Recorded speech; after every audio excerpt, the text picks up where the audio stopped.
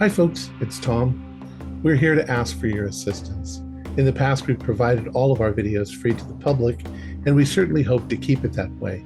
We're approaching 1,500 videos, and we are looking for ways to make our club more valuable to you. Soon you will be able to access a database and sort through all of our videos by author, game master, and player, with links directly to YouTube. You'll also have links to the audio files on Spotify or iTunes. We're creating a gaming schedule for current and upcoming games for you to access. This reorganization is costing us a lot of time and effort. The only compensation that we get is from our Patreon site. For a few dollars a month, you can assist us to bring even more and diverse content. If you would like to help, go to patreon.com/intothedarkness. That's all one word. Just a few dollars is all we are asking. We love our patrons, and we would like to count you amongst them. Now back to the show.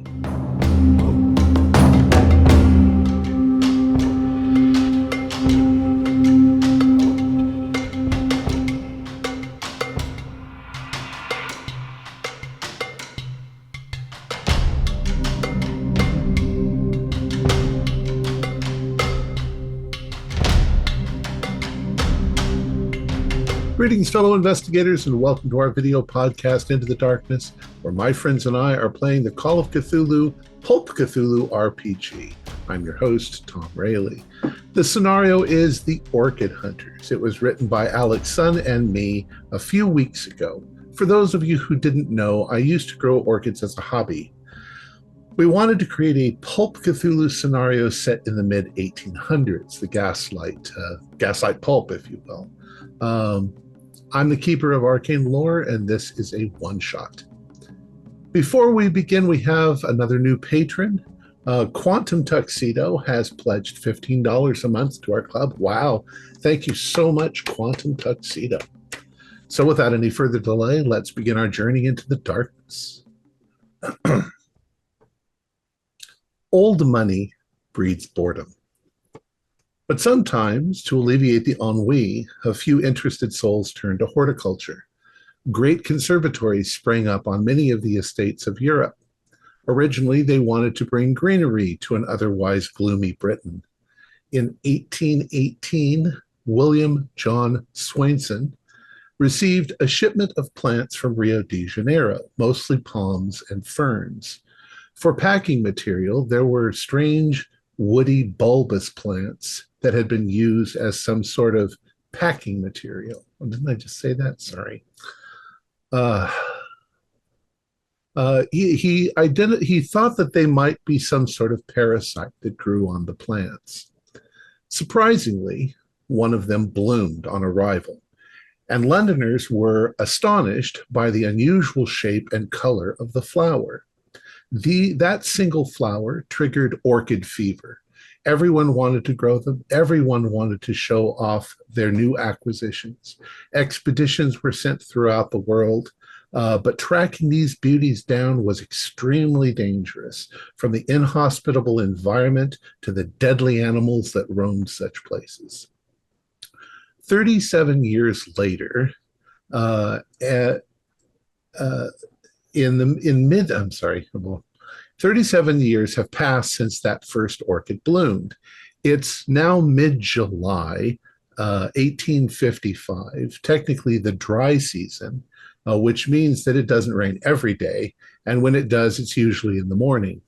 The temperature is 91 degrees Fahrenheit, that's 32 degrees centigrade, with 40% humidity.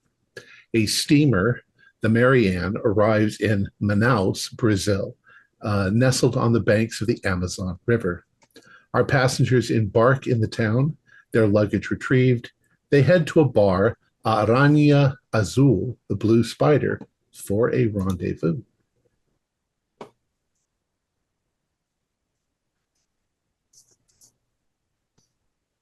It's a little cantina-like bar. There is some music playing. There is the smell of tropical fruit, and there are other patrons in here drinking and laughing. So who all of us have arrived via the steamer? All of us or a few of us? Probably Madeline, you were already there. Okay. Um, the rest, oh, well, and Bart was probably there with you as well. The rest of you have arrived on the steamer. Mm. You only know each other, well, you only know Bart and Madeline by their reputation, but it's not often you see a female rugged explorer. So she should be able to be picked out pretty easily in the bar. Excuse me, do you happen to be Madeline Sharp? I am. Are you Dr. Arbor? I'm Dr. Graham Arbor. Pleased to meet you finally in person. Excellent. Then you two must be Mr. Fitzross, Mr. Cruz. Indeed, yes. I'm coming in like a solid minute after everyone else because I'm That's all of the equipment because they've fucked off in front of me. Because I'm probably Excellent. lurking by the bar trying to cradle a few different drinks as I'm bringing them over. Well, this massive guy is just sitting at the booth with Madeline, and he's got a fresh scar just right across his face, and it looks like he's missing a tooth, and he's doing like the short sleeve shirt with like just scratches and cuts all up his arms and Bartholomew Bilton, pleasure to meet you both. Oh, I see. Your Madeline said something about a big game hunter. That would be you? That would be me. The bigger the game, the more thrill. It seems Mr. that Bilton also serves as a bit of muscle for the group, and we may need it. I see. Not only is he a hunter, he seems to have been hunted quite often himself. You'd think that, but that's not the case. That's just a very nasty cat you've got back home, yes? Well, actually, it's very funny. I got this because I was crossing the street and some people were yelling at me in Portuguese. And it turns out what they were saying is, we're carrying glass here.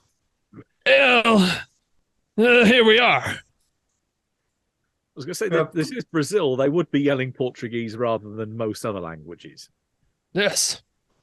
I really should have learned the word. I didn't. But a botanist, so you're the one looking for these orchids. To classify, see if we find something new, of course. Quite exciting, these.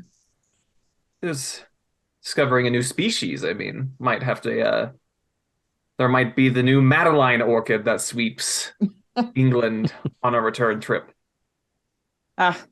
Name the flower for yourself.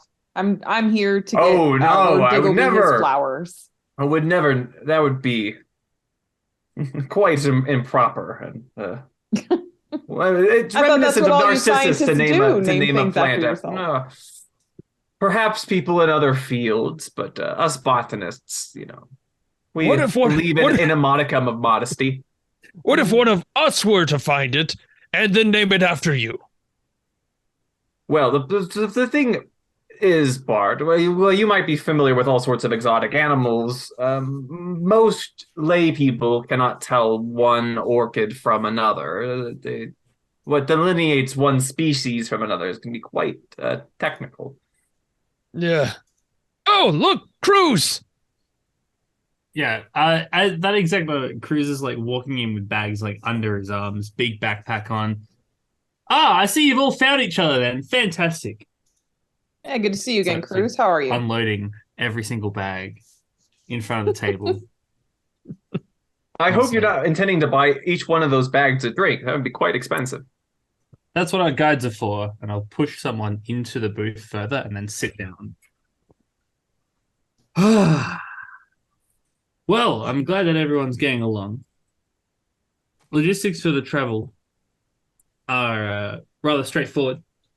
We've chartered the Esmeralda, a nice little riverboat, to take us up along our journey. We have a handful of guides or carriers, shall we say, that are going to help us move our gear around.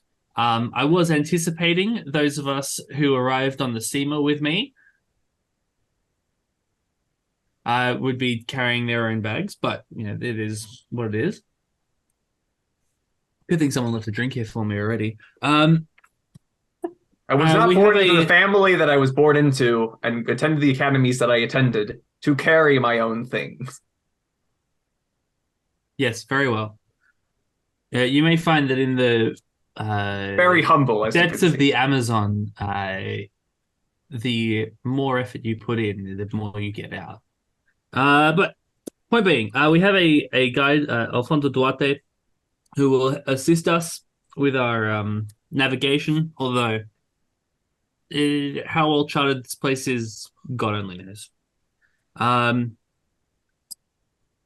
Well, it's good to finally lay eyes on the renowned big game hunter and explorer.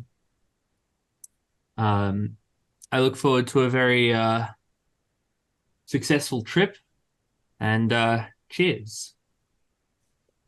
Cheers. Tally ho and whatnot. With the good mood that for the moment you seem to be in, there suddenly comes a loud, boisterous, haughty voice from across the room approaching you. Well, what has the cat dragged into my bar? Madeline Sharp, what Move are along, you Hellriggle. doing here? Move along, Hellriggle. You're not welcome here.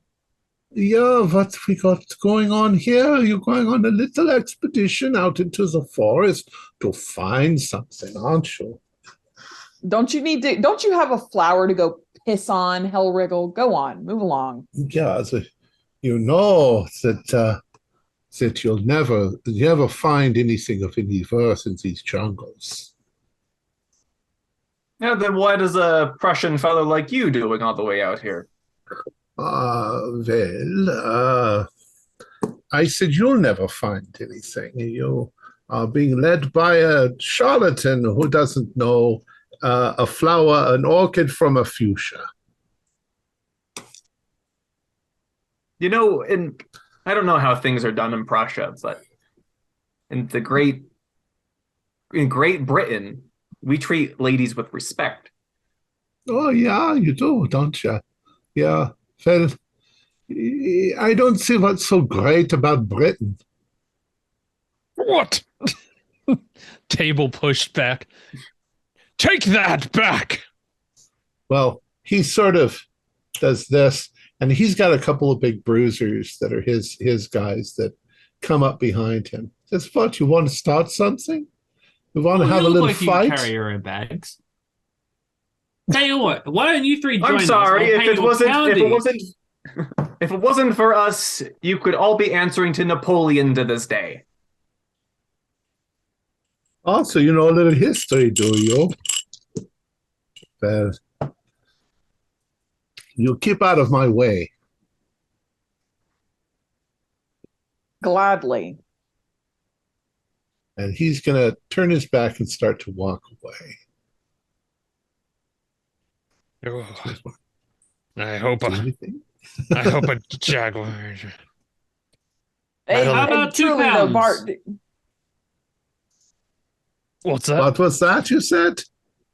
I'll pay you each £2, and you can carry our stuff, and then we all get to get along as a wonderful little family. Oh, Do not invite that man on this trip, Cruz. You can take it. I think he's insulting him. He comes over. He goes, so these are your bags over here? Yeah, Boys, these are their bags. They want us to carry their bags.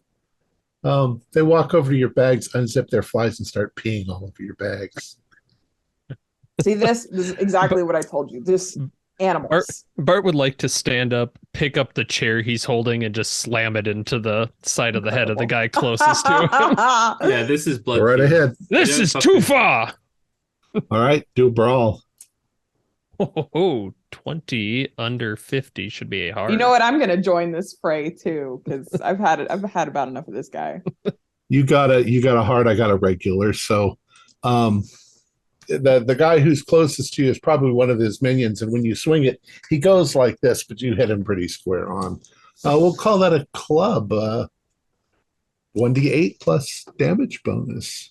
They're pretty heavy wooden teak, maybe chairs. 7 damage. Oh, geez. You knock him down, okay, and immediately everybody's now. Yeah, of course. I feel a little bad about attacking someone only holding small arms. So, what are your dexes, by the way? Holly, what's your dex? Mine is 80.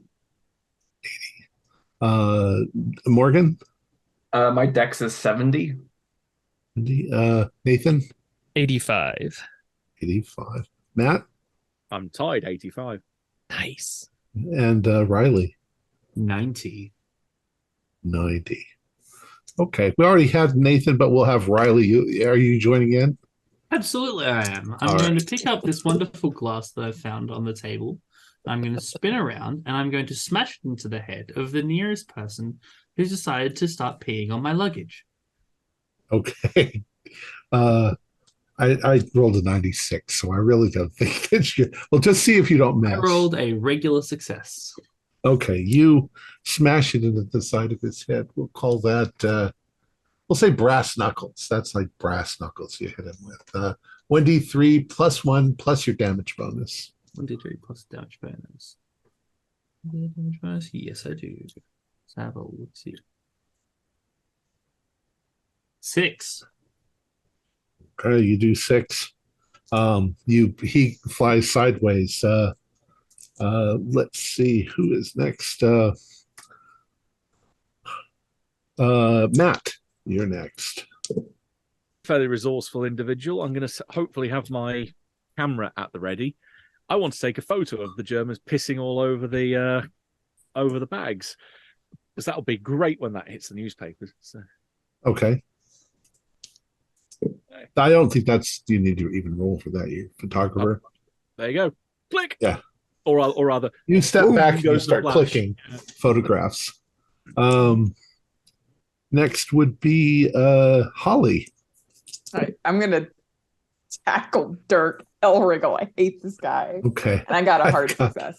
And I got a 93. So you oh, God. bash over on top of him, and now all 3 guys are kind of down. Guy number 1 is going to wait. Did we get everybody? Dr. Arbor? Morgan. I believe that Madeline is doing an excellent job of defending her honor. I'm going to start stepping backwards, away from all this. I'm a gentleman, not a brawler. Okay. The first guy is going to try and grab Nathan's feet and yank them out from under him. Ugh. You can fight back or dodge. I will. I'll fight back. Why not? This is a brawl. Ooh, no. 65 does not do that. He grabs your feet and yanks them out from under you, so you fall backwards onto the ground. The second guy, let's see. The second guy was fighting Riley. Riley, you hit him. He's going to try and bring you down to the ground. I'm gonna kick him. I'm fighting back. Okay. Absolutely not. 28 is a hard success. Okay. I also got a hard success. So if we both succeed, I win. The aggressor gets the yeah. Want to fight back. So he swings his leg and he hits the back of your knees and you go down as well. Ow. So now you're on the floor. And then Dirk is he's rolling around on the ground with Madeline. He's going to try and punch you in the face.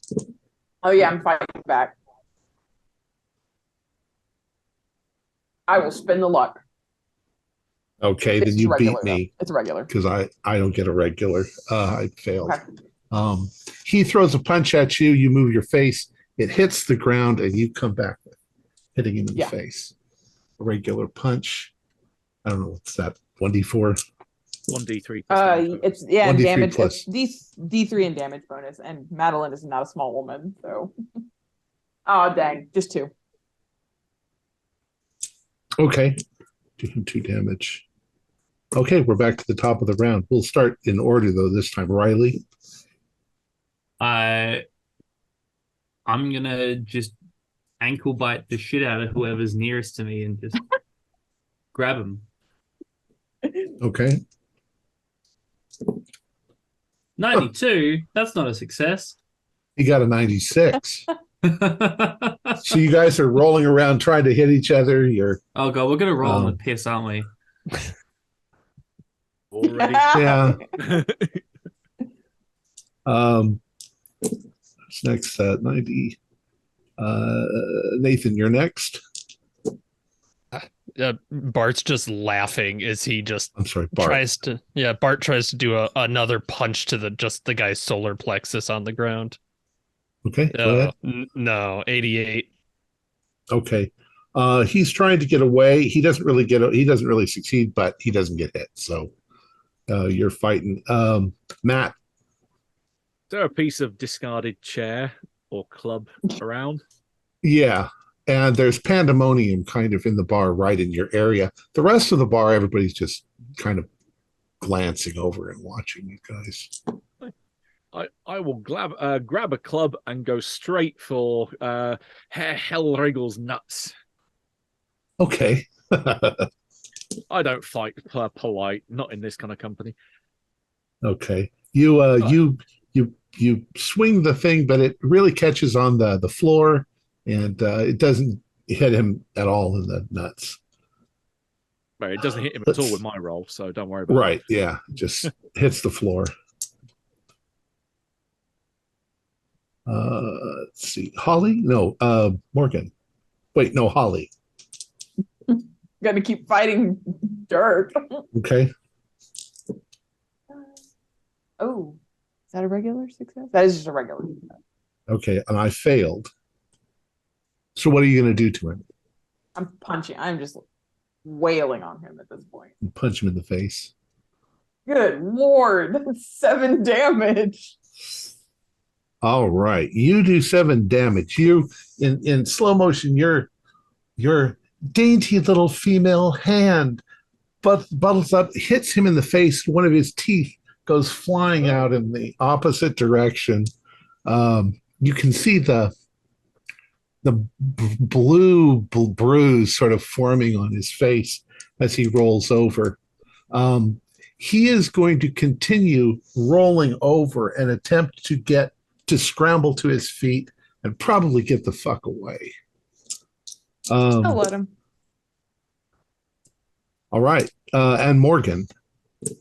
Are you still just watching? Bartender, do you have any wine? Yeah, they've got some wine. He'll pass you a bottle of wine. Thank you. I'll pour myself a glass. Okay.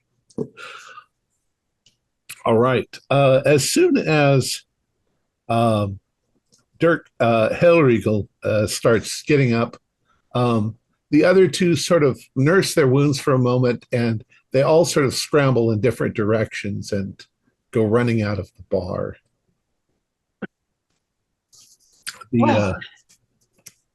Thank you, gentlemen, for that. Well done, Bart. It was a splendid fun, but they just left when it was getting good. Bartender sends over a couple of people to help clean up. You now kind of smell of piss, and wonderful. You're pretty filthy. Well, not all of us. Not all of you. Yes, thank you, Dr. Arbor, for your help in this endeavor. An intelligent man knows when he's needed. I know it seems like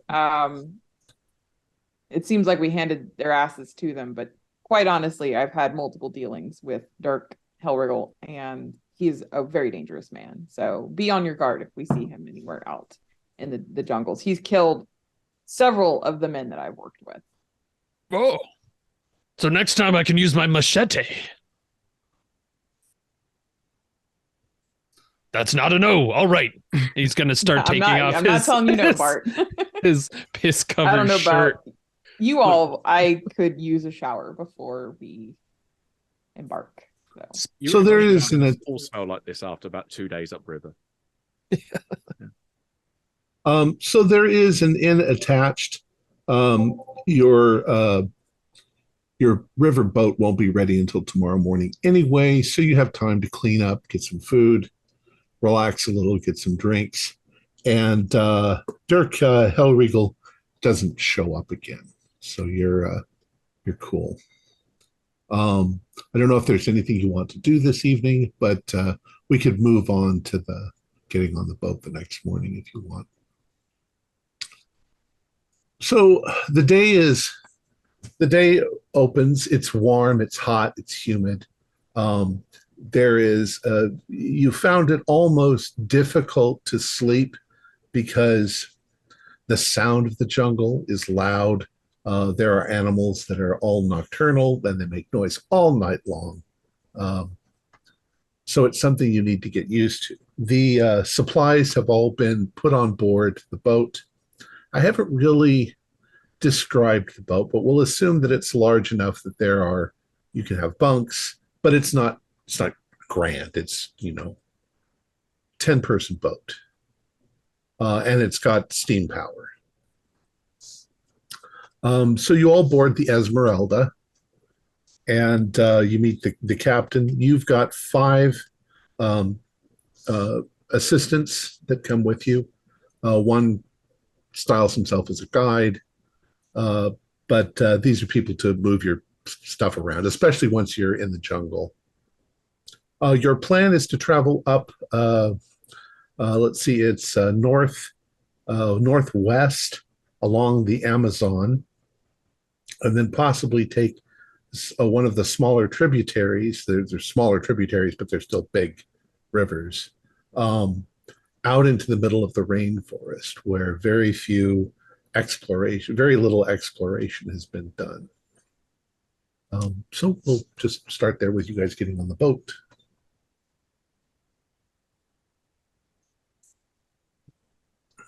Alfonso, my man. Mr. Cruz. This, everybody, is Alfonso, the man who knows exactly where we are at all times. If we ever get lost, it's on him. I'll slap his back a little bit too hard. You can blame me, but that's very. Say he's suddenly German. There's very few places. I can tell you roughly where we are, but that's about it. The jungle is very thick. It's going to be hard going, but you said you're looking for plants. There are lots of plants. I believe I said I was looking for danger. Well, you probably know some of the worst dangers that we have. Probably the deadliest animal is the mosquito, but there's not much we can do about that. No good, too tiny. You can't put little plaques with a mosquito on it. Think bigger. The water can be quite dangerous. There's a lot of debris that's on the bottom that can snag you and pull you under. But it's okay. If you get snagged, we don't need to retrieve your body because the piranha will probably won't be much more than bones by the time we get to you. There's also black caiman, which is a species of alligator. There are electric eels. There are anacondas. On the land, there are jaguars. There are pit vipers. There's also sharks in the water. So you haven't not so mentioned dangerous. The worst threat, so the giant centipede. No, the dreaded candiru. That's the worst thing out there. Ugh. I believe what you're trying to tell me is to stay out of the water. No, just don't piss on the side of the boat and you'll be fine. Stay out of the water. Stay out of the jungle. But that's what the orchids are. I'm there afraid are army of. ants. There are bullet ants. Bullet ants are a nice thing. You get bit by one of those, you're going to scream for about 2 weeks in agony. And if your heart doesn't give out, then you'll recover, but you'll feel the pain for the rest of your life. There's also large, giant, wandering spiders. Best to just watch what you're doing. I'll admit you lost me with the debris, but I'm into the crocodiles and the jaguar. Also, if you see any really, really spectacularly beautiful little tiny frogs, they're deadly. Don't touch them. Don't get them. Don't let them jump on you. All right. So your boat starts out. It makes a chuggy, chuggy, chuggy sort of sound as it moves along. It doesn't move very fast. The Amazon right where you are is very wide. Almost, it looks as the largest, widest river in the world right where you are. And you begin moving upwards. You can see that the jungle rises up. There's not much topography. You don't see mountains or anything like that. You just see jungle. And the jungle gets thicker as you go along.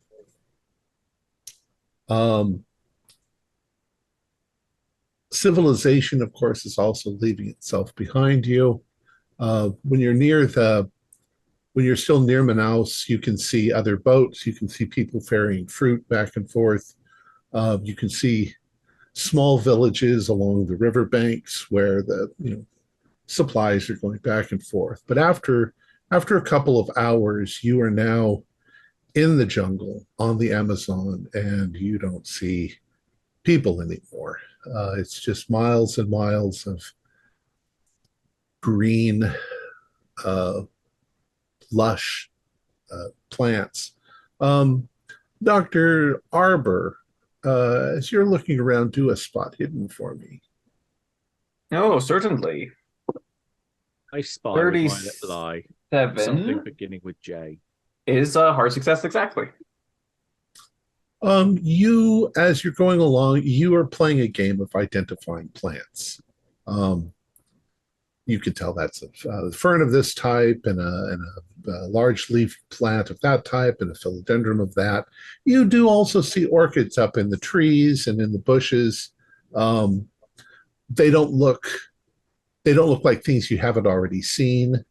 Nothing unusual. A lot of them are beginning to bloom, but the blooms are, nondescript little white or yellow flowers hanging down in brackets of they're pretty, but you know what they are. They're oncidiums of this, and not really anything that you're looking for. You're looking for things that people haven't already found out in the deepest part of the jungle. As afternoon approaches, or as noon approaches, the captain suggests that you stop, that we all have sort of a meal together, and that we just, park the boat and take a break because it's hot, it's steamy, it's uncomfortable. Maybe take a little bit of a siesta. Yes, Bart. Those are all orchids. What? Even that one? Yes, that's also yes, that's also an orchid. Incredible. What about that one? That's an orchid too. Bart. If you see any animals you find interesting, I would love to hear about them. Oh, don't get me started. Then he'll start talking about all the exciting animals he's seen and shot. Making you immediately regret. That's for sure. Yeah. Lots of spider webs in the trees, lots of what are they? Dragonflies, things like that. You've also probably seen a lot of frogs, a lot of smaller animals that would be on the banks of the river. And you've heard things that you can identify as various species of monkey, howler monkeys, and things like that. So you you anchor the boat.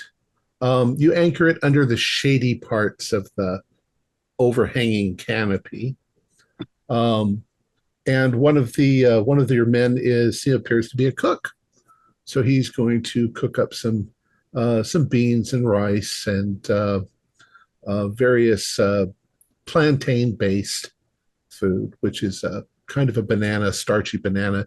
It tastes more like a potato, but he makes up some stuff for you all to eat, and it's not bad. It's not great. But then again, a lot of you are British, so you don't like it that too spicy anyway. At least maybe not currently. Maybe you'd like some curry, but you don't really have curry there. If it isn't boiled and if it isn't bland, it's not proper British cooking. So as you're sitting there, there's still flavor in this. You have not boiled it enough. The forest is not quiet. The forest makes constant noise. But you start to hear off in the distance what you think at first is a drum beat. Kind of a bum bum bum bum bum bum bum bum bum bum bum bum bum.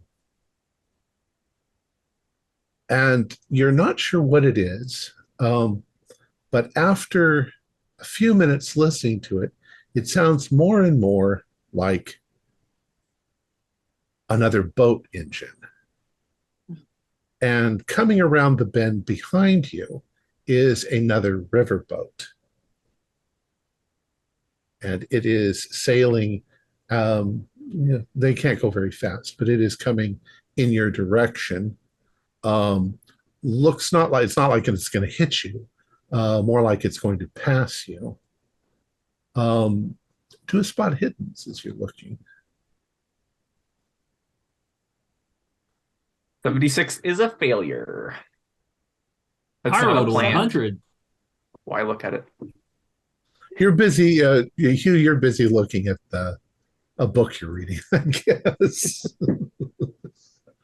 How'd you do? I'm sorry, I did. Everybody said it at the same time. Holly, Madeline. 07? Yes. Okay. So the boat, as it's coming, Madeline, much to your horror, you can see that it is Dirk Heilriegel and some of his men. And Dirk comes out of the cabin and up onto the front of the boat as they're approaching. And he's like, well, imagine seeing you out here.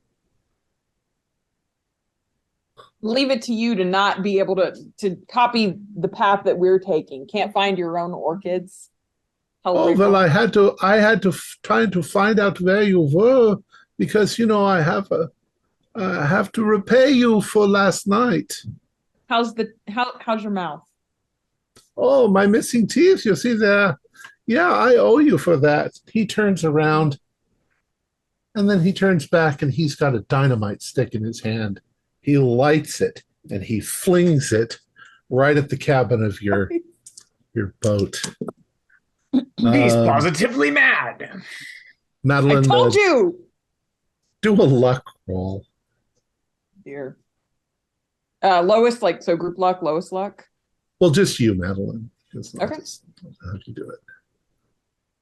30. Oh no, I'm sorry, I rolled it. Wrong dice. Figure that out again. 22. That's still a success. Yeah. Okay. No, he also succeeded. He got a 13. I'm going to say that it bounces on the deck, but unfortunately it does go down the little stairs into the cabin. What do you guys all do? Is there water or something that... There's no time. I'm jumping into the water or on the land. If we're close to land, jumping on land. If we're not, you're actually about 10 feet from the land. Because you were parked under the tree. What's everybody else do? You all see this encounter. This looks really interesting. I'm really enjoying it. So did someone turn the heating on? Hugh, man, there's dynamite! And Bart's gonna try and run downstairs to get it out of there. Dinah, who? Okay. Dr. Graham? I am bumbling about in indecision. Okay. And Everett? Getting out of Bartholomew's way, because we both had the same idea. But when two of us going down there are just going to trip over each other and blow ourselves up. So I'm going to leave it to him. You are technically faster if you want to go. If I'm faster, I will take over and I will go in his place. Are you guys asserting that you have some kind of number, like a move rate or something? I saw it in the fight. Quantitatively comparable? Well, you see, when we were fighting, I saw Everett at the same time I threw a punch taking pictures. On a scale of 1 to 10, what would you say you fall on? Actually, I do think we're dead even, so maybe I should go for this one. All right. Since Bart said it first, Bart, you take a step onto the stairs, and you can see the dynamite at the bottom of the stairs, and that fuse is only about like that as it's burning down. You've only got a second, and you don't think that you're going to be able to grab it and throw it. Damn you, Hellwriggle! And he's just going to jump for the edge of the boat then. Just dive for it. So Everett, you see him start to go down and then suddenly back up and dive for the edge. No fuse! No fuse! Okay. Ba-boom! There's an explosion. It doesn't like blow the ship up in an explosion, but it definitely blows a hole in the bottom of the ship. Debris goes everywhere. Bart and Everett do luck rolls to see if you get hit by any shrapnel. Hugh and Dr. Graham do dex rolls to see if you fall off the edge of the boat. I have a regular success. 89. Taking a plunge. Dr. Graham goes flying over the edge. Hugh, you get knocked out of your chair and sprawled on the deck, but you can see now that it has been blown up. Madeline, you dive into the water. The water's only about 3 or 4 feet deep right where you are. You can also all do constitution rolls to see if your eardrums are hurt. Mine are hurt. 62 was a pass. Mine are okay. Okay. So actually, Madeline, I guess you were underwater when it went, so you probably aren't as hurt. But anyways, you hear the German guy laughing as the boat speeds on and goes. You'll pay for that. You hear me? You'll pay. You can also say that, let's see, 2 of the guys were in the cabin downstairs taking naps when it happened. The other 3 have also managed to jump off into the water before it blew. And you can now see the smoking cabin of your boat, and the whole thing is sinking very quickly into the mud and muck. The deck of the cabin is still above the water, but only by a couple of inches. And a lot of your supplies are actually downstairs in the cabin. What do you want to do? Well, is there anything we can salvage in supplies? Go ahead, Cruz. Yeah, no time crying about exploded boat. It's time to ferry this off of the water before it gets soaked. And just start sending people to work. Like, we're all hands on deck. We're moving shit off this boat. Okay. Now things are getting interesting, Dr. Arbor.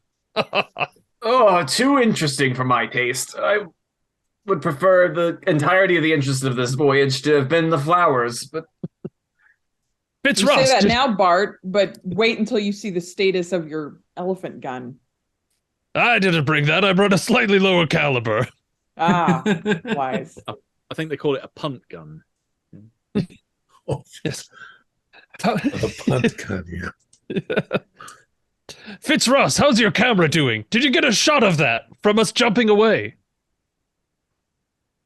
I I'm a fairly resourceful fellow. I'm hoping my camera is able to survive. Actually, do a luck roll. Well, I apologize. I can either do a luck roll or spend 10 luck to make sure. Teacher, is his camera okay? Is his camera okay in the explosion, teacher? You got an O2? Yes. Okay, so you were wearing your camera at the time, which is good. Or carrying it. It's a big old thing with a flash. Yeah.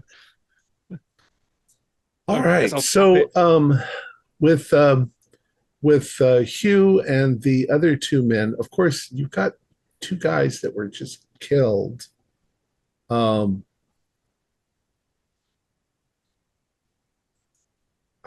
do you want? How do you want to handle that? And the other guys help you to get all the stuff off the boat, but one of the survivors is like grief stricken. My brother, he says. Okay. I believe that the best way to handle this is with some patented British coldness. Stiff upper lip. Shame. It's a shame. Taken at the prime of his life. How we take it to our graves. We don't express emotion. How destroyed are their bodies? Are they like intact, or are they just like? They're kind of pinned in there because parts of the deck collapsed, and you'd have to almost go underwater to try to get them out. I'm gonna ask in my very broken Portuguese if the concept of insurance exists in this time. Yeah, they don't know what you're saying. Excellent. I am going to say, well, there's a lost cause. Boat's unrepairable. We're going to continue on foot. What supplies we have left, we're going to pack into actual packs. Everybody's going to be carrying a pack. And we're going to trek through. And at the time that people are packing bags, I'm going to sneak off and spill some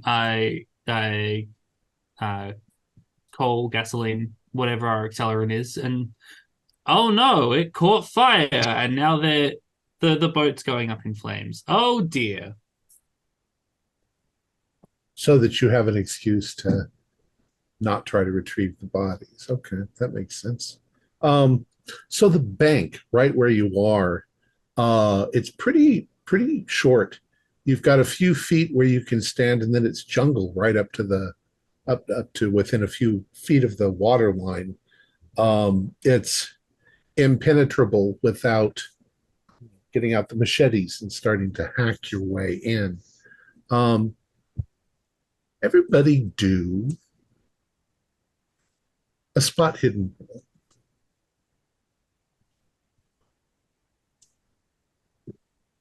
61 is a pass. 6. Okay. Who failed? I did. So by almost 50 points. As you're getting ready to start hacking your way into the jungle, those of you who passed, you feel a little itchy. Like you're not sure what, you just feel itchy. Maybe it's because you're wet from jumping in the water. But when you might have to lift your pant leg or something to look, you have leeches all over you. Those of you who didn't notice, you have leeches too. You just didn't notice them yet. Bart turns around and you can see they're just all up his back because he, he's down to just overalls hacking through. We've got these little blighters. Stand by me all over again, hand down the trousers. Your one of your assistants, he pulls out, how he managed to keep a dry pack of cigarettes, you're not sure. But he actually comes over to Dr. Arber, who also somehow managed to keep his pipe lit through the entire incident. He lights his cigarette with your pipe, and then he comes over and one by one, he pushes the hot red end of the cigarette up against the leech and it makes a little squeaky noise as it pulls itself out and falls into the water. But he says it's not so good. You've got open wounds in this environment. So that's what we pay you the exploitative bucks for, Paolo. Does anybody want to do first aid? At least to on a scale from 1 to 100, I have a 40%. I feel that we're somehow equal, Dr. Arbor. I am better at first aid than you are, as it is my role on the expedition. Likewise, I'm also better. Well, I will let somebody more qualified in this regard to tend to my wounds. So I'm going to start treating everybody but Dr. Arbor to start with, and then I'll finally get to Dr. Arbor at the end. While they're doing that, is it like the time of day where we need to start thinking about making camp, or could we continue trekking on? Because I might. It's a little scouting. At this point, it's a little bit afternoon, maybe 1 o'clock in the afternoon, so it's hot. Okay. I'll push forward and do a little bit of scouting, not too far ahead, just trying to find a good path. Okay. While they do that. So pushing forward means hacking with the machete, cutting your way in. Unfortunately, I think that the speed is around 10 feet every 5 or 10 minutes. It's slow. At least it starts a path forward for us anyway. Bushwhacking is real slow going. I rolled a 59 under my 60. Okay. So you managed to, wipe away the blood and clean the wounds a bit. You don't want to clean them with the Amazon water because you use fresh water to clean them. But hopefully you won't get infected. You should keep an eye on them though as you go. All right.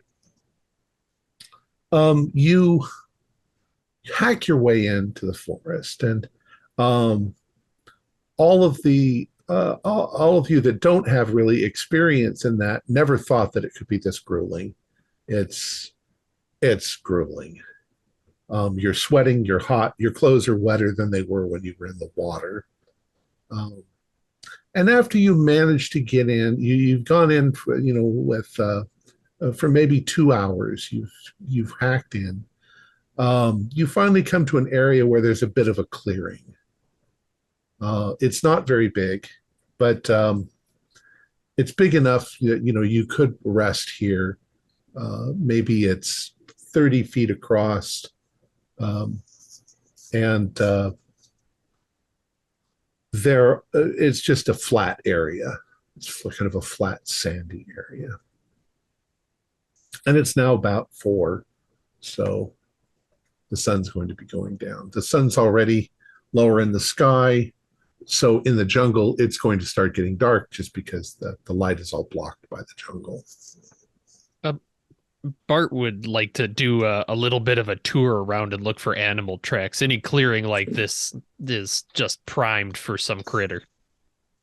Okay, do a spot hidden or do a tracking or spot hidden. I would love to do a tracking because I'm much better at tracking that, and I still failed. So 83 over 70. You don't see much. The ground around the edges of this clearing are kind of flat, mossy, and they don't show animal prints very well. There are a number of fallen, dead, rotting logs and things like that, which would be a perfect environment for giant centipedes. Something you really don't want to encounter. You have been told that the bite of the giant centipede is excruciatingly painful. No one sit on those logs. What are the rest of you doing? Are you going to set up camp? I'm being very dejected, not being able to sit on these logs. I'm exhausted. I'm setting up camp. Yeah, I'm directing the remaining people to set up camp along with me. Okay. Fortunately, my tobacco is sealed. Keep the moisture out anyway. So, Bart, godforsaken place. You are sort of walking around scouting, looking for things. Is everybody else just setting up camp? Okay.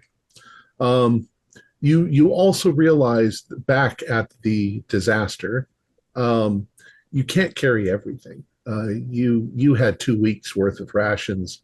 You don't have 2 weeks worth of rations. You can't carry that much. You're doing as best you can, but you figure you've got about a week. Did Bart's rifle survive? The hunting rifle? Do a luck roll. No, it didn't. Doesn't look like it. 66. It got lost somewhere in the... Drat! Guess we'll have to do this old style. Pistol and machete. Yeah, your pistol was on your side, so that's cool. All right.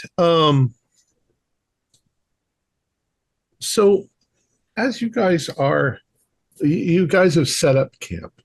One of the guys, once again, starts to put together some sort of meal for you. The smell of cooking food sort of permeates the area. Alphonse tells you that there's a lot of things that are deadly and poisonous in the jungle, but there's a lot of things that are also edible. You see any big lizards, any iguanas, or anything like that? Even the alligators, they're edible. They're good eats, and there's fish in the Amazon.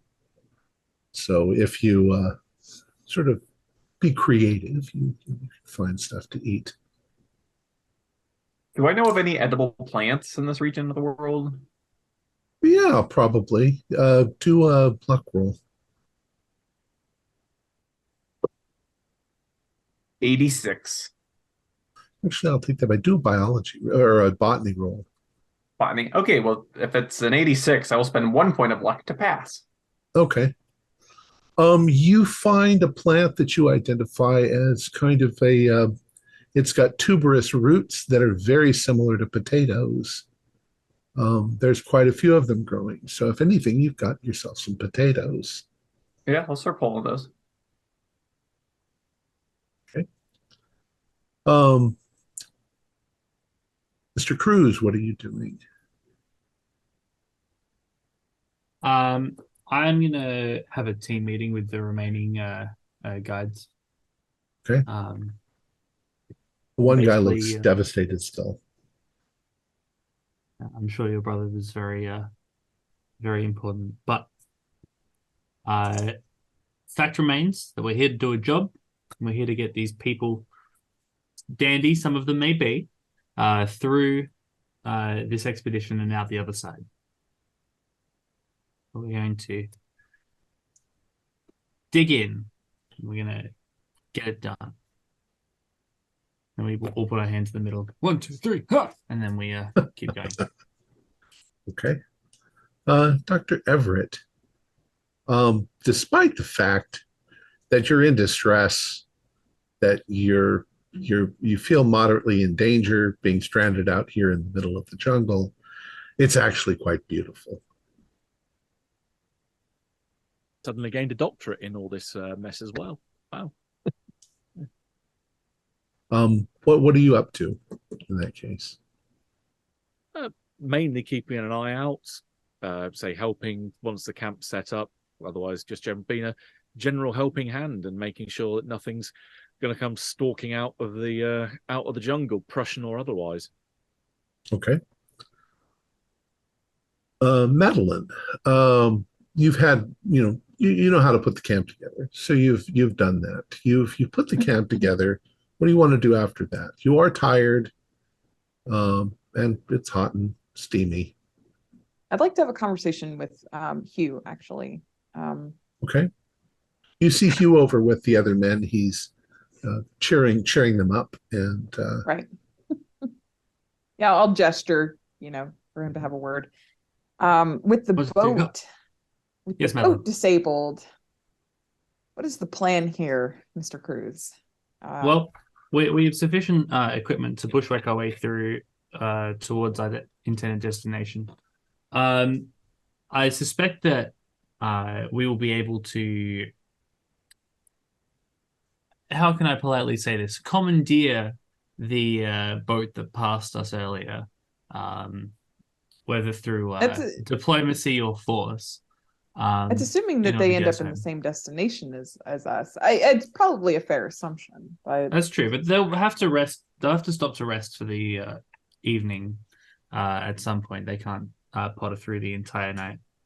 It gets too dark.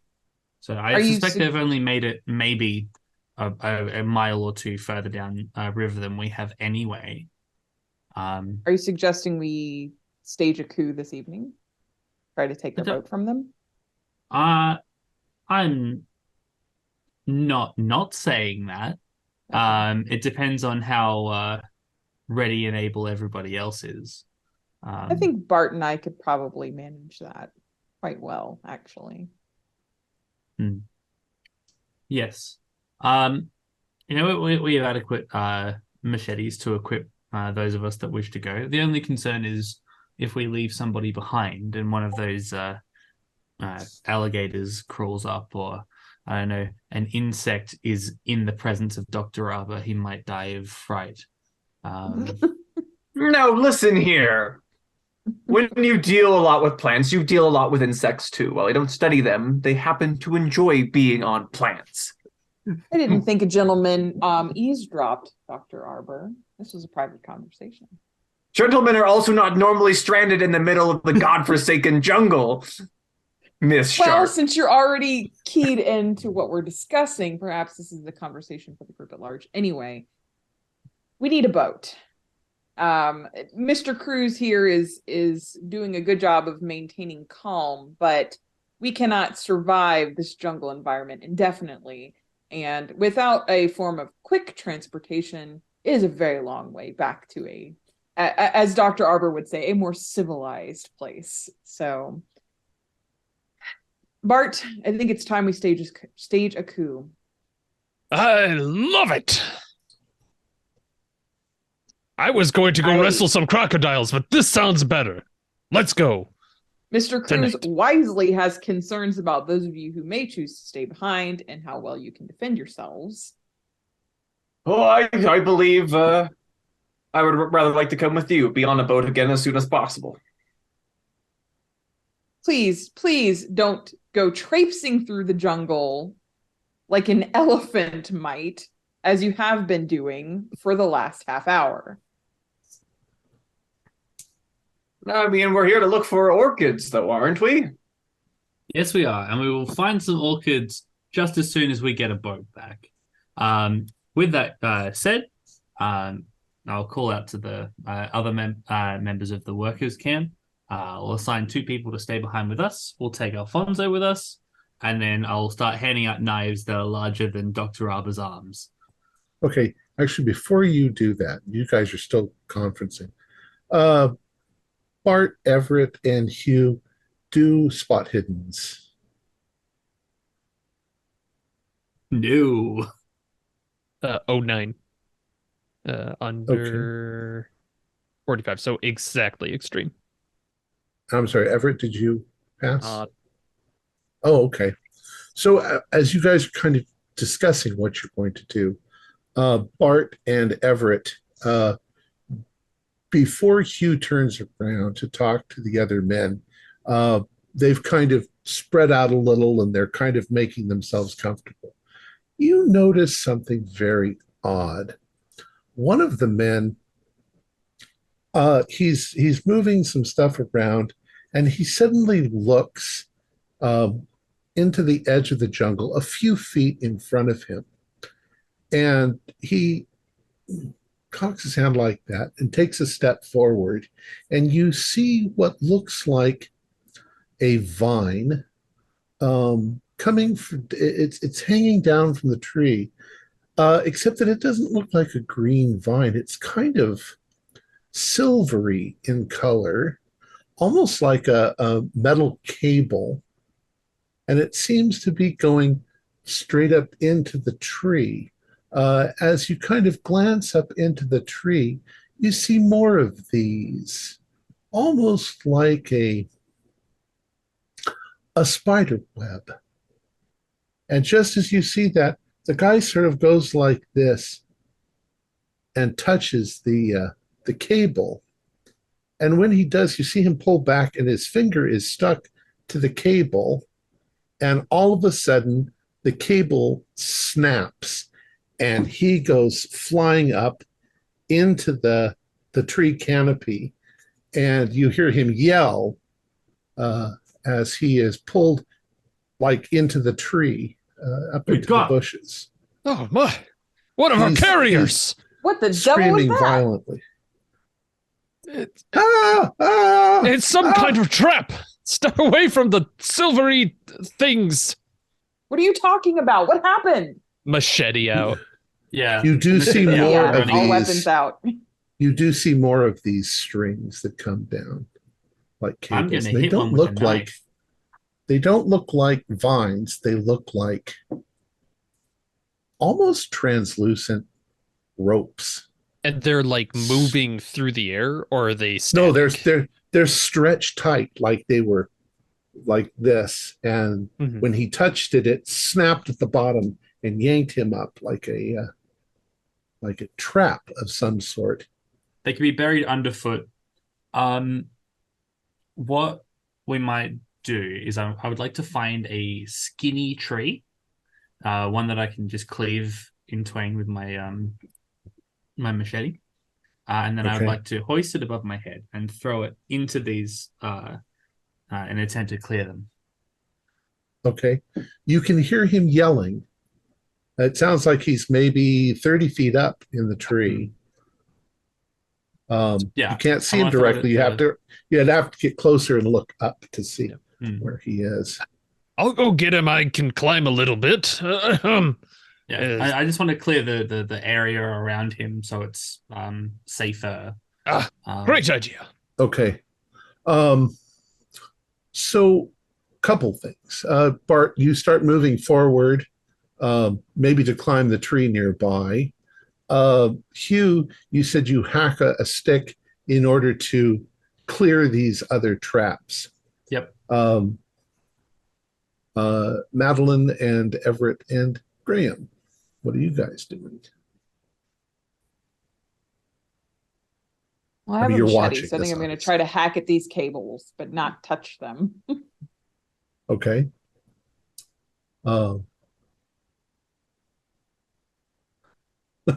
Everett. Yeah. Madeline, don't be careful using your machete. You could lose it if it gets stuck and taken up. That is a fair point, Dr. Arbor. I think Mr. Cruz has the right idea. Is there like a rock or a branch or just some loose something? Tons of them. Yeah. Yeah, I want to just take something and like just toss it into one of these. Okay. So let's play it out like this. So Graham, you've picked up a stick and you've tossed it towards one of these strands hanging down. The second your stick touches the strand, it is stuck to the strand and it immediately snaps and yanks it up into the air. Hugh, likewise, any of the strands that you touch with the stick, it literally yanks the stick out of your hand and up into the air. You can sort of see that there is like a coating on the strand, like glue. It kind of glistens in the light. Bart, as you step forward and look up, you can see that there is a kind of interconnected tangle of these ropes going back and forth, and you can see your comrade, the guy. He's screaming and he's struggling, but he seems to be attached to these strings now. And that's when you see something moving in the canopy towards him. It's slinging, it's sliding down one of these cables, and it is an extremely large spider. It is itself bright green with red dots on it, and it is moving quickly towards him. When he sees it, he is now screaming hysterically. And I mean this big. If I was a believer Steady on, in boy. such things, I would dare say that the name of the cantina we visited was some kind of foreshadowing. Steady on, chap. I'll have my trophy soon enough and you'll be safe as houses. And he just pulls out his gun and starts shooting into the air. All right, go ahead and shoot for accuracy. I'll spend 7 luck to make that first shot a success. He's not an amazing shot. Okay, do a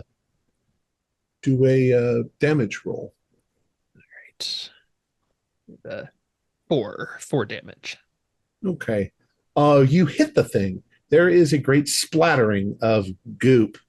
Drips of it come down, and the creature tries to start to scramble back into the canopy of the trees.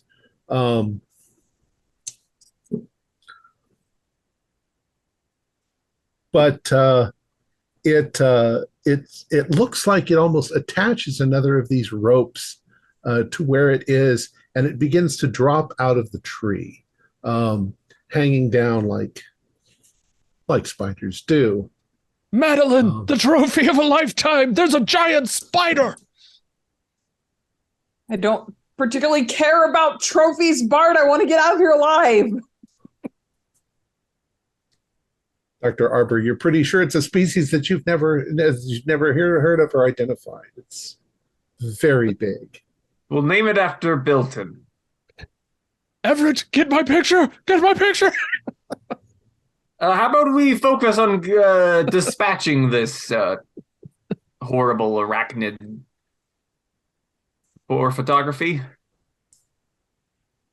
It lands on the ground and begins moving in your direction with its little...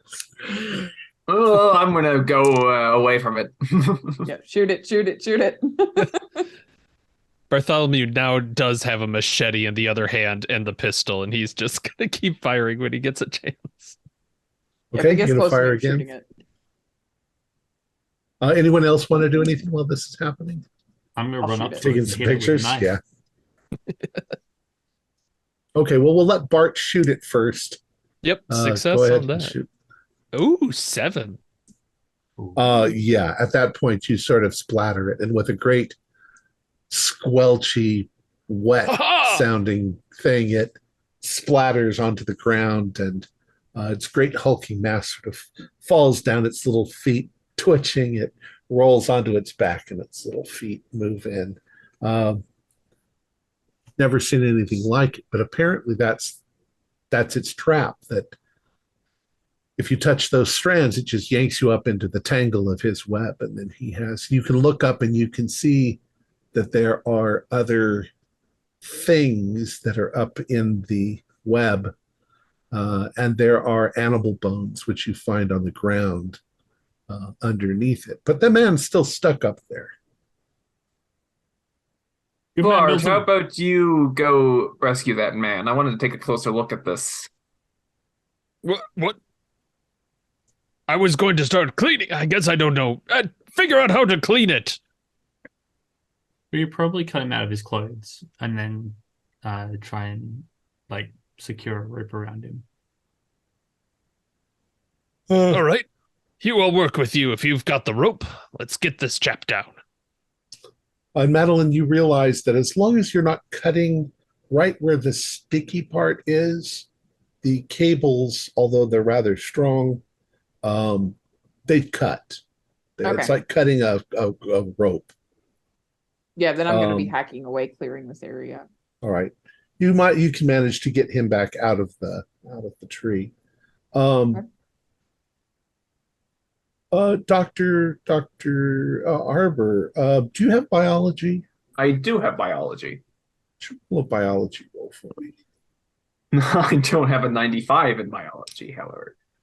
Yeah, can I push it?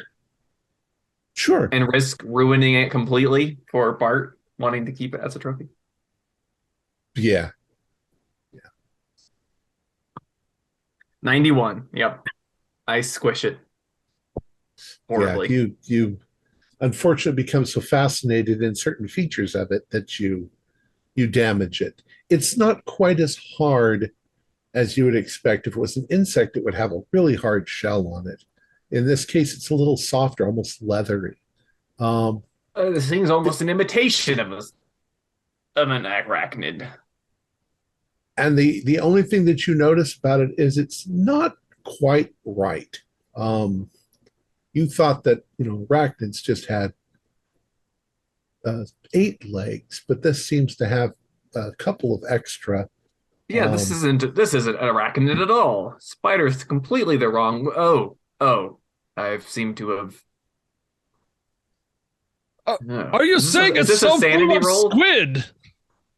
It's a tree squid. I get to name it tree squid. We can't say it's a squid quite yet, Mr. Bilton. You said it had 10 arms. That's a squid. No, that's not how.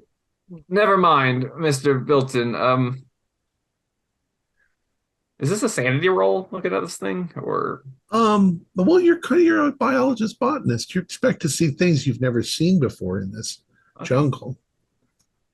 There are, in actual fact, hundreds of thousands of species of insect that have not been identified in the Amazon jungle.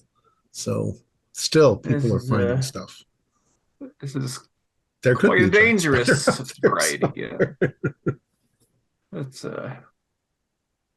Well, I'm afraid you're not going to be able to stuff this one, Mr. Bilton. Oh God. Yes, best if we don't. It's a distant relation of the New England Pentateuch. Those things, I understand, had 5 limbs, but this is divided on each end to get 10.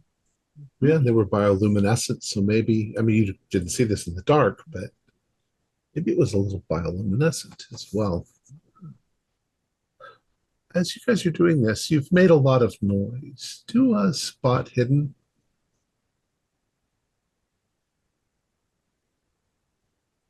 $54, it turns out I can pass rolls.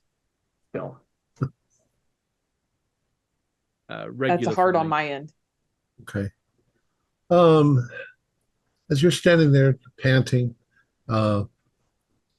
your assistants are all happy that they're all still alive. You get the strangest feeling that you're not alone, that there's something or some things out there in the jungle that are watching you. Did you hear a noise? Did you hear something move? Did you hear some crackings of sticks or something? There's lots of animals. You also know that jaguars are hunters that can snap a man's neck and drag him up into a tree. But something's out there in the woods. It seems we have another guest. I suspect we may not be safe to make camp. We may need to I think make we need haste to go towards a visit the Prussian boat, as you suggested earlier. I agree with Dr. Auburn.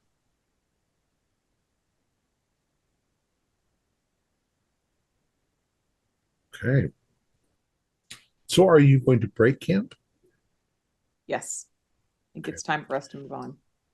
At this point, you're all going to take, you're going to have a penalty dice on your constitution rolls because you're exhausted. And you're still going to continue to try to cut your way through the jungle.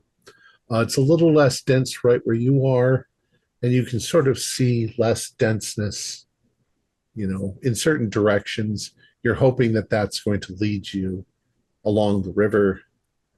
You're maybe 100 feet from the river, but you can't see the river directly because it's back through the jungle.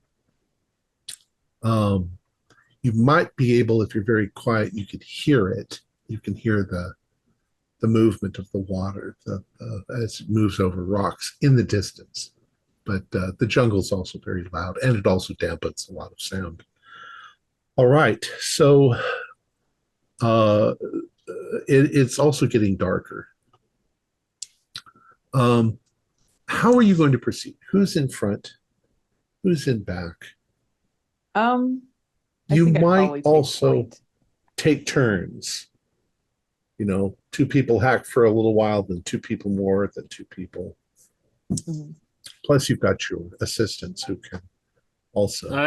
As a hardier man than some others may be, I will push ahead at the front, given my endurance trait. Okay. So on you go. You get about an hour, and after about an hour, it's getting much darker.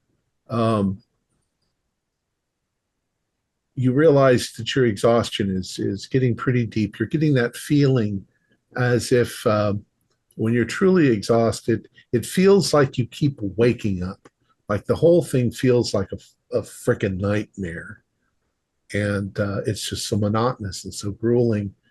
You find that you're taking more and more rest breaks to sort of recover from it. And then you find yourself kind of at the end of this tunnel you're cutting through, and you're just looking around at each other, and you're all just so tired.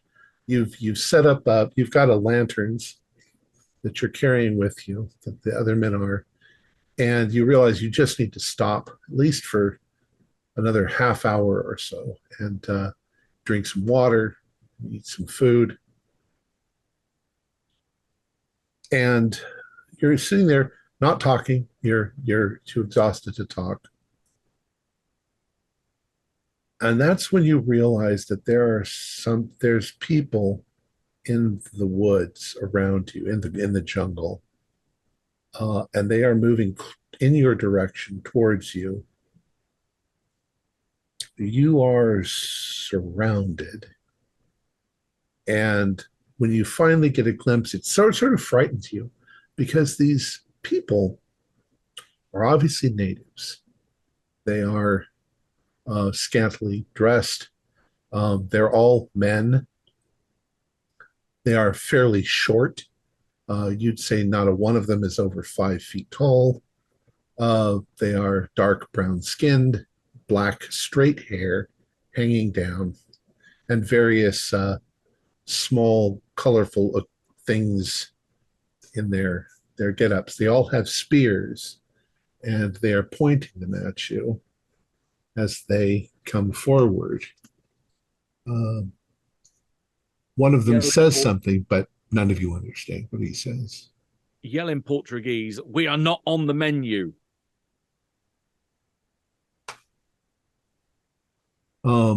They very, very cautiously move towards you, taking tiny little steps at a time. Do any of you want to do anything, or what? I'm going to talk to them Portuguese, Spanish. Yeah. Go ahead, Chris. Okay. Sorry. Yeah, I'm going to take one of our assistants and sort of push them in front. They're the best equipped to deal with this. You all try to communicate, but they don't understand you. Madeline, you've been in the jungle a little while, so have the assistants. It's not Portuguese or Spanish. There's a number of native languages, and they're all different, and they're all tribal. Is there one that looks in charge? There's one that's more in the front than the others. Oh, I'll make a point of like drawing on my pipe and then blowing it out, and then I'll pass it to him. Pull it out.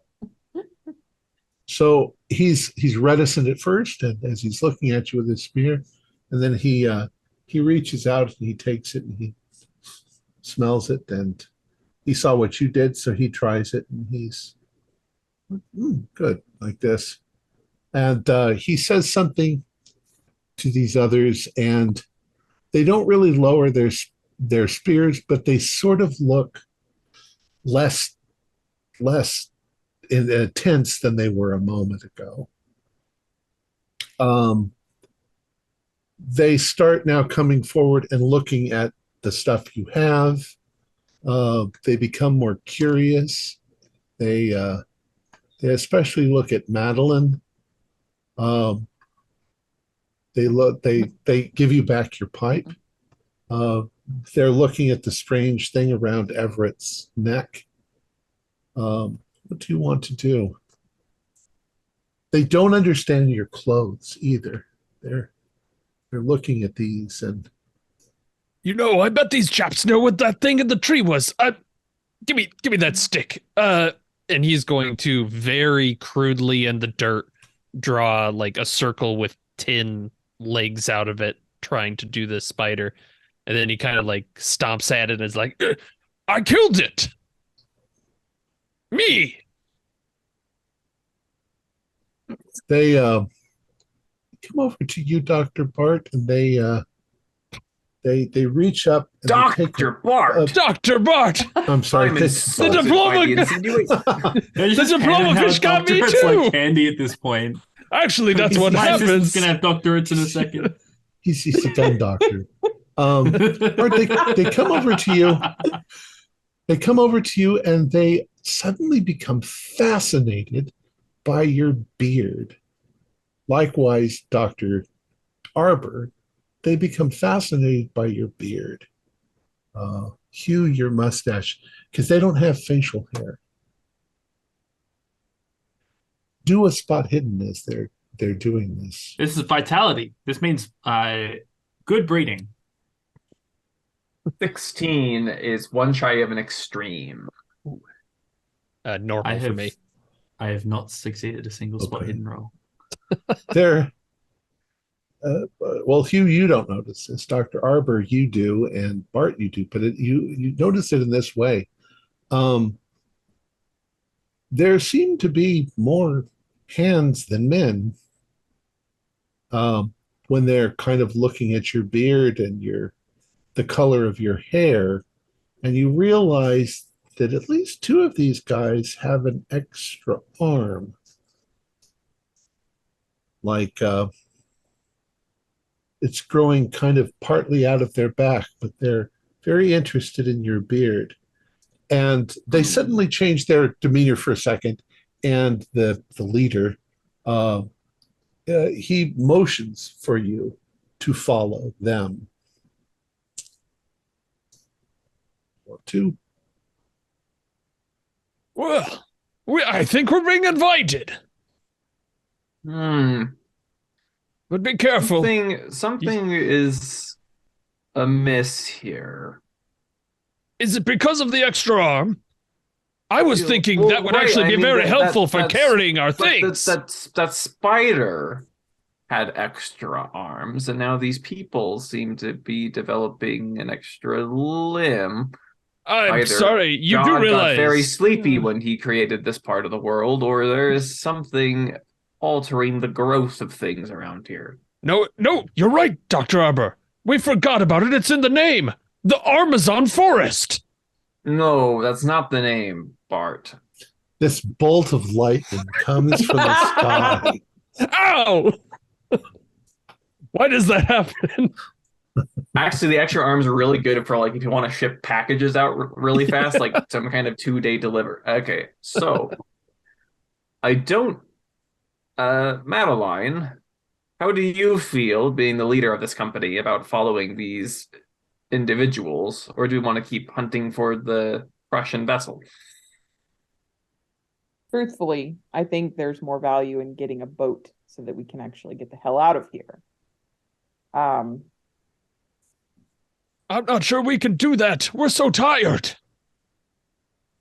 That is true. They also kind of have surrounded you, and they're kind of urging you. I don't know that we have very much choice, Dr. Arbor. However, Lord Diggleby might actually pay a handsome sum for some interesting specimen to display in his home, in his manor. So, as it is, and Bart is correct, I don't know that I can push forward anymore tonight. I mean, if something is influencing the growth of the animal life here, I'm curious to see what it's doing to the plant life. We need to be cautious. Right. So they lead you through the woods, and you can see that there are tracks or areas of paths going through the woods that they're following. They're not wide, but they are well trodden. So these people seem to know where they're going.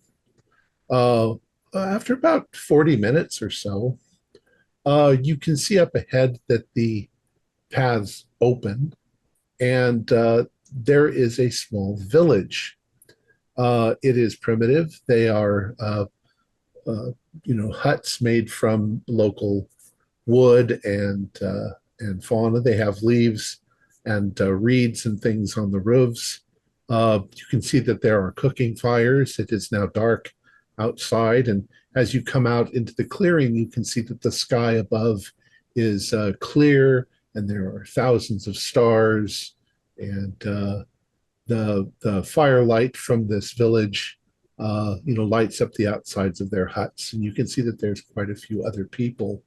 Um, they sort of lead you in, and when they are within 100 feet of the main parts of the village, there is suddenly maybe 20 other males with spears in hand that come running out as if there was a sudden challenge. But they run forward and they sort of block the path for a moment. And then, the guy who's with you indicates to them that it's okay. And they move to either side, and they're all very curious. Women and children start to move in your direction. They're very curious about what you look like, and they're speaking to one another. Um, it seems to be a focus on the color of your skin, the color of your hair, the facial hair, and things like that. Um, there's a You do notice that there is this mutation, this deformity. It's not in all of them, but a few of them have extra limbs. The children seem to.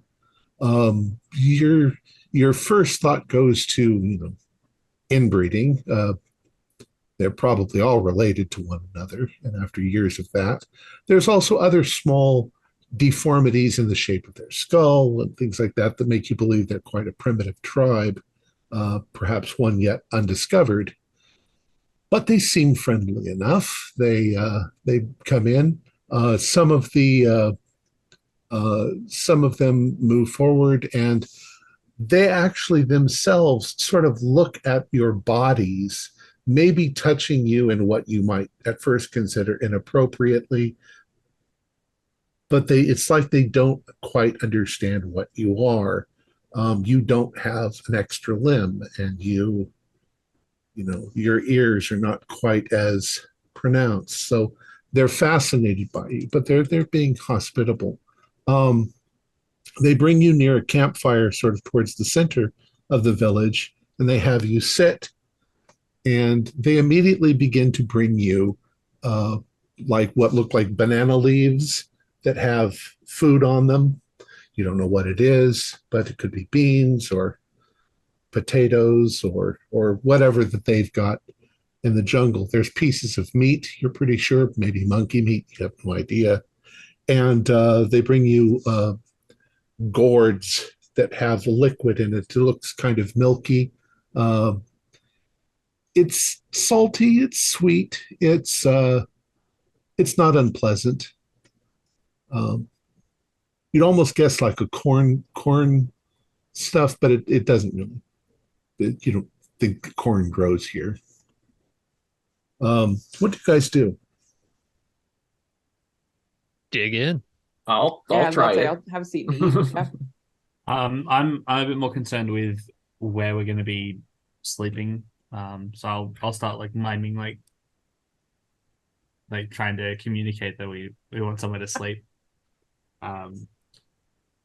They smile and they pat you on the shoulder and feel your hair a little, and you're just not sure if they understand, but they might understand.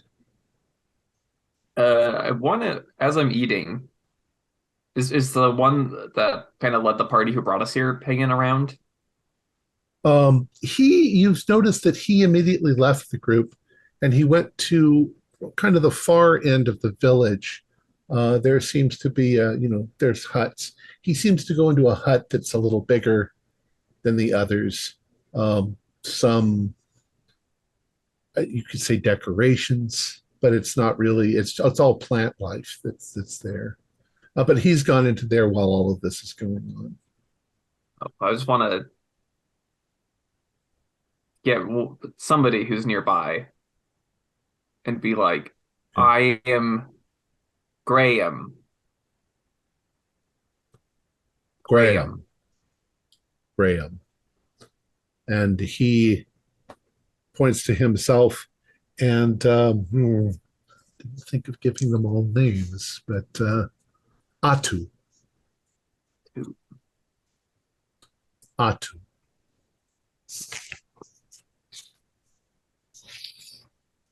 And then he goes like this to his, like you assume his village, and he says, Nana Awatu.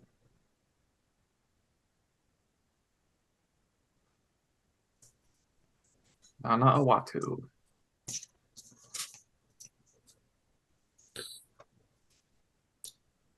Let's take a 5-minute break right there because I suddenly need to use the restroom. 5 minutes later. So as you were sitting there, and it's dark and it's kind of beautiful, and there's nice smells. You can smell flowers, and the jungle's got its own, fragrances at night. Some plants only bloom at night, and their fragrances are almost intoxicating, and you can smell these intoxicating smells around you. The leader that you have been with, he's gone into that hut. He comes out of the hut, steps to the side of the door, and pulls the door open. And a woman steps out. You can't see her at first. She seems to have on a headdress of some sort. She has a staff in her hand, and she's moving with him towards the firelight where you are. You're guessing some sort of shaman, somebody like that, maybe the real leader of the tribe. She steps forward. She has, you notice this glints of color and light from around her head. Her headdress must have something sparkly or shiny on it. But as she steps forward, she's old. She's an old woman. Her hair is gray. You realize that her head is kind of wreathed in plants, specifically what look like, as they approach, orchids. They have large flowers on them like this, and they sort of crown her head. And Dr. Arbor, what you kind of notice is that the aerial roots of the orchid, it's not just the flowers, it's the plant that's growing on her head. It's actually wrapped itself around her and down onto her chest. It covers her breasts and must be going down her back as well. But it seems attached to her. The color of the orchid is like a bright apricot. And it has veins of almost metallic gold running through it. There's nothing you've ever seen in anyone's collection that is as spectacular as this orchid. This would be the crown jewel of orchids. This is a remarkable plant.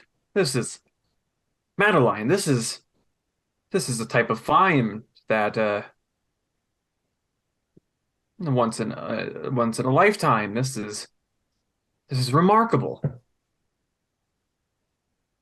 I agree. It's a beautiful plant. Lord Diggleby would be quite pleased, but does it look like it's glowing on her? Orchids grow on other plants for support. This one seems to have attached into to a human being, animal life instead of Quite plant. gruesome. I wonder if there's anywhere around are orchids here. parasitic, Thom? Do they like leach stuff from their post plant?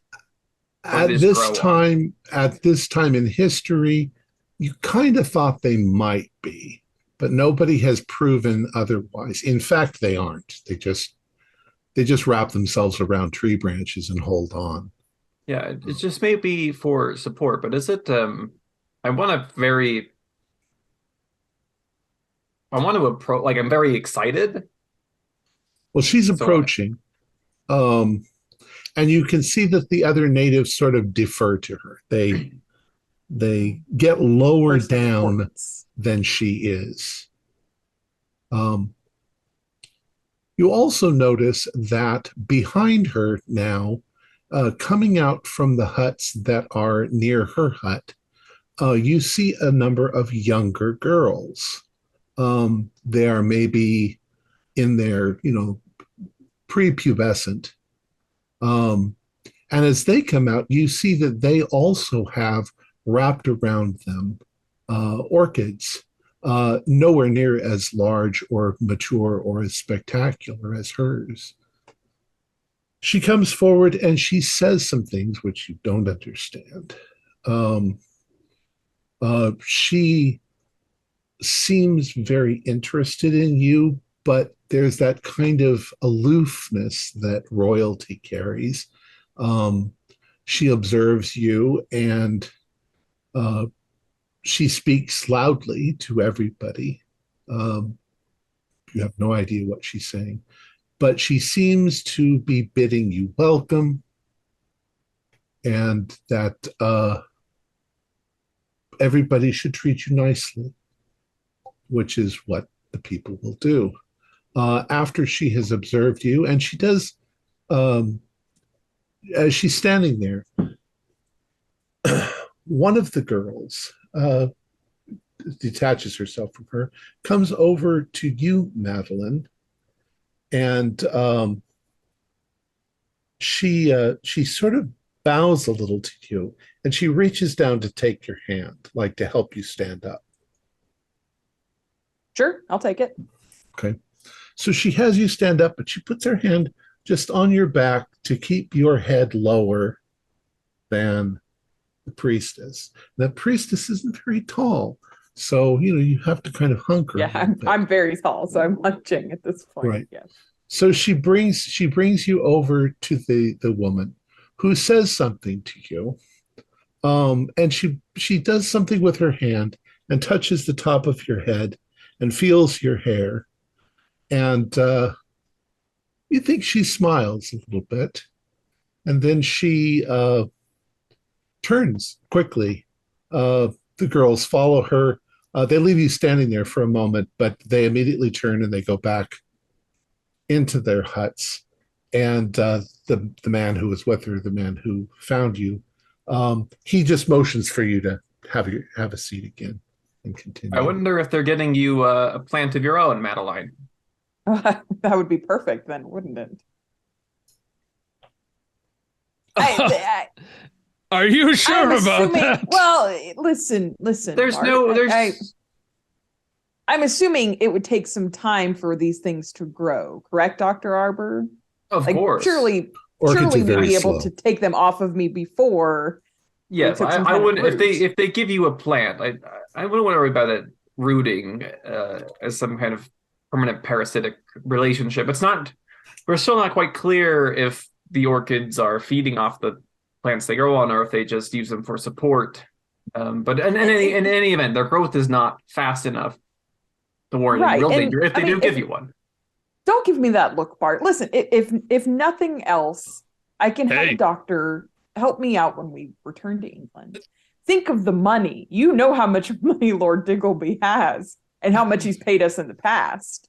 You know how much money he paid for something like this? The Madeline orchid would sell so much more than anyone before it. This is quite a discovery. It's on your head, be it. Well, think of the think of the adventures the two of us could take with the money that we receive from these orchids. Well, We might be able to go back to Africa. Pay our way back past that band that you got us last time we were there. Well, that's hardly my fault. You can't insult a fishmonger and not have it escalate, apparently. I don't know. Hugh Everett, am I crazy here? It seems a little flowery. I don't know. You certainly picked the right adjective, I'll say that. So after... go ahead. You are an expert at photography, and you are an expert at hunting animals, and you are an expert at logistics. I am an expert in plants. And it is in my professional opinion that Madeline would be in no danger from any such plan. And you have no ulterior motives whatsoever. Have you ever heard of a plant that just kills people? That doesn't make any sense. But plants don't grow that fast. Exactly. Look, you look at their leader. I mean, she's a woman, and these flowers around her have grown substantially. You look at the girls, and the flowers have not had the same amount of growth. One might assume that this culture, these girls have the same plant for their entire life. It takes quite a lot of time for that to reach the level of maturity as their leader has. Yep, I agree with Dr. Abba. Everything's fine. So after I'm a short... hungry. You guys eat. You guys drink. The drink they give you is, you don't know what... You think it might be plant-based. Does it taste alcoholic? No, but it does taste good. I mean, after, a few sips, you kind of like the flavor. It's sweet. Maybe there's kind of a banana-y flavor to it. Some kind of fruit. Can't quite, yes, some sort of tropical fruit that you might not be familiar with. So after you've eaten, and the natives don't try to converse with you, but they definitely are interested. Some of them sit around with you.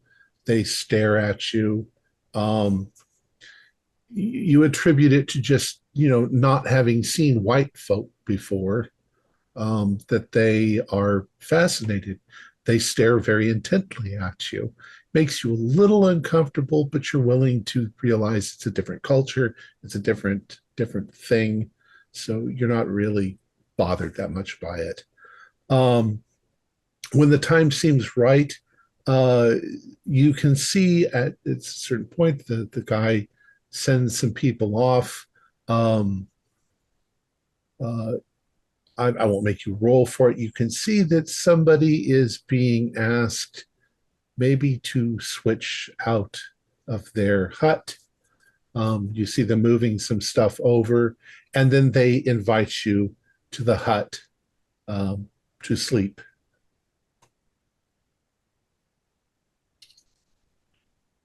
They don't sleep on beds. Actually, they do sleep on a kind of bed. Keeps you up off the ground where the bugs might be. That makes sense. The bed itself made out of things from the jungle.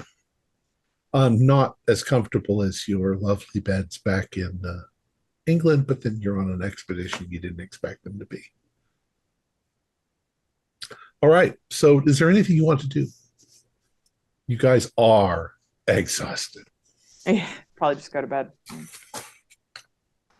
This seems like a trustworthy tribe. I'm not going to worry about staying up and catching. If they wanted to kill us, they would have just killed us. They had us surrounded with spears. Yeah, Bart's asleep. All right. Let's have you all do Constitution rolls. With the penalty die? With the penalty die, right? Yeah. Because you're exhausted. 18. 48 is still good. Regular success. Failure on my end. I got an 81, which is a success. Oh, good. So if you succeed, you basically hit there's no pillows, you hit the bed, you roll over, and you're gone. The others, you want to do that, and for some reason, you're just kind of uncomfortable. The bed's not that comfortable. You've been going all day. You're exhausted. Your muscles are achy, and the beds aren't making you feel any better. You can get some sleep, but you're still going to be pretty tired in the morning when you wake up. Which you all do fairly early, because once the heat and the humidity starts to rise again, it's difficult to sleep. We'll say that you you wake up, let's say around 8 a.m. Inside the hut, there's kind of a, not really cloth, it's made out of plant material, but it hangs over for a door. You can hear noise outside, people moving around, you hear footsteps and so forth. What a wonderful night! I slept like a rock. Incredible. Rocks don't snore that loud. I don't think they sleep at all, but metaphors were all taken, built, and I feel renewed. That was wonderful. Yeah, Bart, your snoring kept me up half the night. But the other half? I was up the other half. Then we kept watch. Wonderful. I don't know. I think something about Bart snoring is almost like the sound of those steam locomotives they have nowadays. I've been told that. I often have people nearby my house running faster because they're thinking they're missing trains. If you guys are talking, then somebody outside notices. They don't knock, but they do make some sort of noise, which indicates that they are at the door. At which point they pull the covering back, and there is a young woman with the plant growing. There's no flowers, but it's all woven through her hair. And she beckons for you to come with them. And they have prepared a morning meal for you, not unlike the evening meal. You can see that people are not so excited today. They are going back about their business. They are doing various things. Women are grinding something, some jungle plant and so forth. You don't see very many men. They may have gone out hunting into the jungle. What do you want to do? I think it's a fine day to go look for orchids. That's what I want to do anyway. I wonder where they're getting these orchids from. The more time passes, the less likely we are to catch ourselves another boat. Hugh, do you think we might be able to hire some of these locals, at least to help me and Bart get through some of this jungle while Dr. Arbor is looking for orchids? Maybe we can get ourselves That was exactly my plan. I wanted to meet with the lady that looked like she was in charge, and draw a boat and basically like, we get this. Help, food, money, gun. I don't know. So you want to go visit the main tent? Yes, I would. Or the main hut? Yeah. Okay. And Dr. Arbor, you're going to look for orchids? That's correct. And Everett? Do my job and take photos. This is a quaint little place. Okay. Bart? I will tag along on the ship finding expedition. Okay, so you guys are going to talk to. So I'll assume that Madeline, Bart, and Hugh are going to try and make your request understood by the shaman.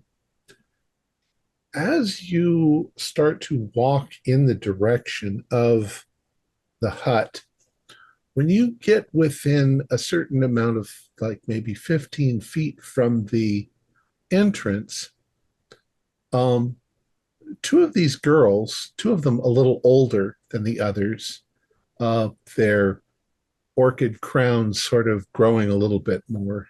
You can see it more intertwined.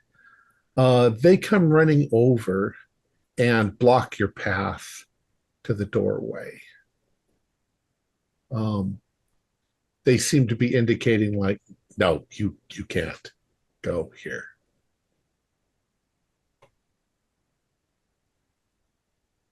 Do the old Bart communication trick of drawing shit in the ground. I'll try and draw like a boat of some description. But like theoretically, right? We wouldn't need specifically to go steal Mr. Dickhead's boat. We could just make one. Like, these people would have some resources and some jungle around. We could, in theory, make a raft. And if they have orchids around us, the concern, the timeline concern at least is lessened for the time being, at least. Counterpoint. I really want to steal that guy's boat. I would really love to steal that guy's boat too. But we already have some level of injury. Some people are grieving. As much as I would love to murder this dude, I requisition the boat non-violently. We may need to think of a plan B that is more immediate, shall we say. So let me describe what happens. You said you were going to try to draw something in the dirt. Mm. You start to do that. They look for a moment fascinated at you drawing this. And then one of them makes a gesture. She goes like this, and she sort of says something to the other girl, and the other girl bends down and wipes out what you've done. But the first girl, she runs over towards the edge of the jungle, and you see her go up to a tree. It looks like there are various kinds of fungus growing on the tree. And she breaks off a large chunk, the ear funguses that grow on the tree. She breaks off a large chunk of that and looks around for a stick. And then she comes back to you, and she shows you, you flip this over. The underside of the mushroom is very flat. It's kind of a cream color.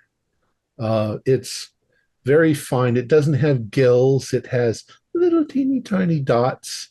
But she shows you this, and she takes the stick, and way over in the corner, she goes like this. And wherever she damages the fungus, it turns bright blue.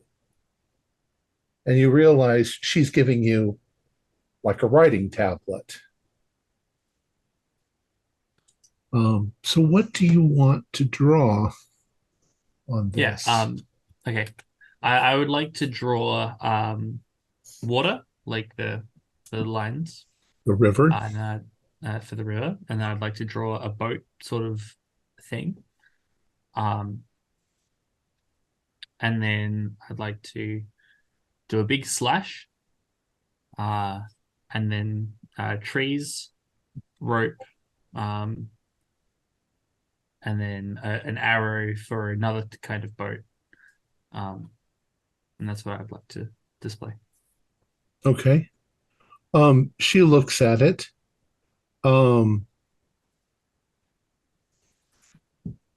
She tries to draw something back.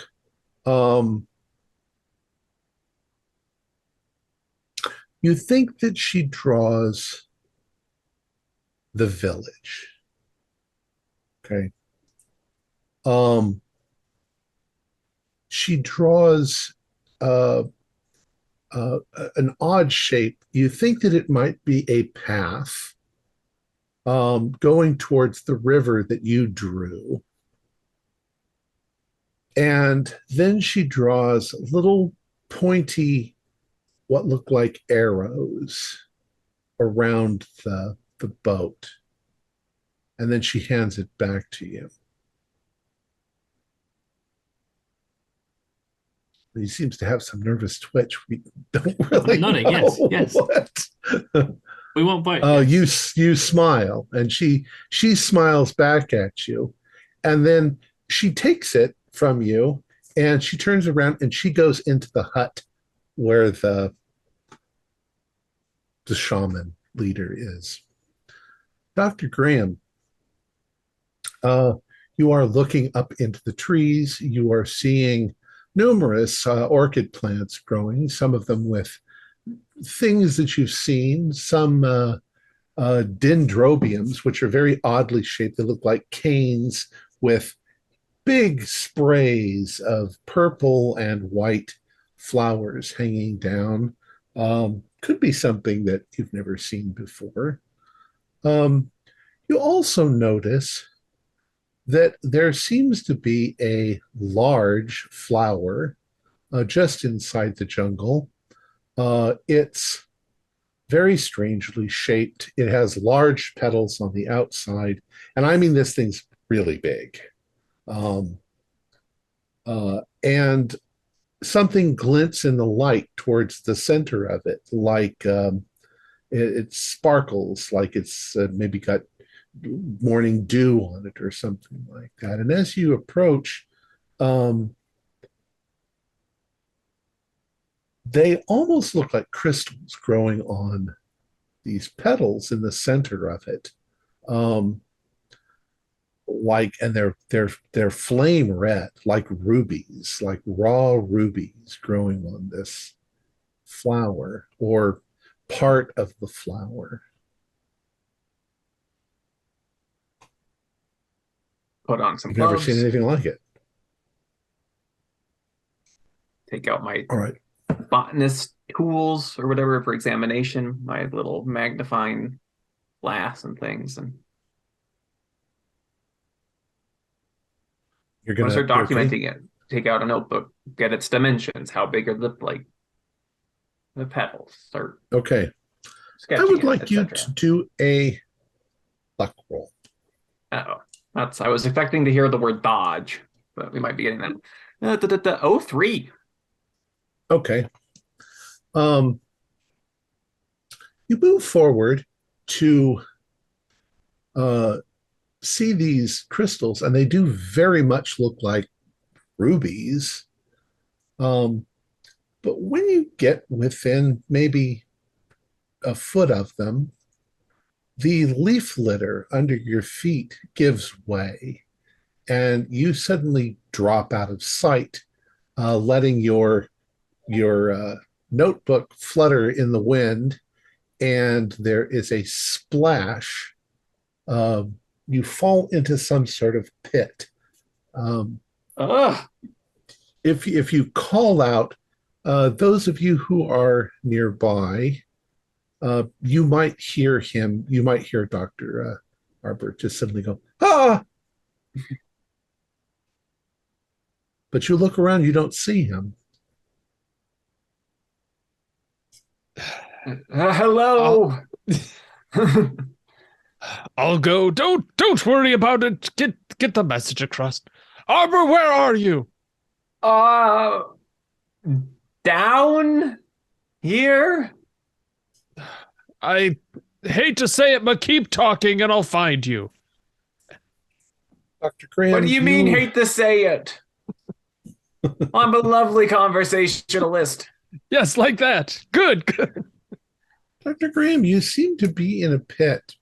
It's about, maybe 7 feet down.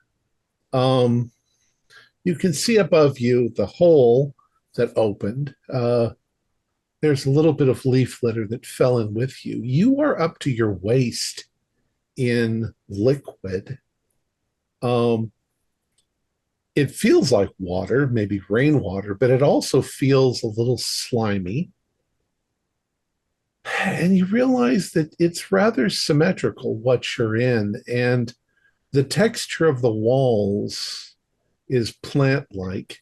Oh, is this like a giant pitcher plant? Yeah, that's the thing that comes into your mind. Oh, It's extremely no. slimy on the walls, so you can't get a grip on It's it. trying to dissect me like an insect. Quickly, Bart, I need your help. Bart, do a spot hidden roll. You're trying to find him. 85 over, definitely not that. So, Bart, you're wandering around. Now, you guys can all hear Graham making noise somewhere right there in the jungle, but it's somewhere. I mean, there's all these plants and flowers and things. There's a rather odd looking large flower with, geez, are those rubies on the Look plant? for the ruby flower. I was walking towards the ruby flower.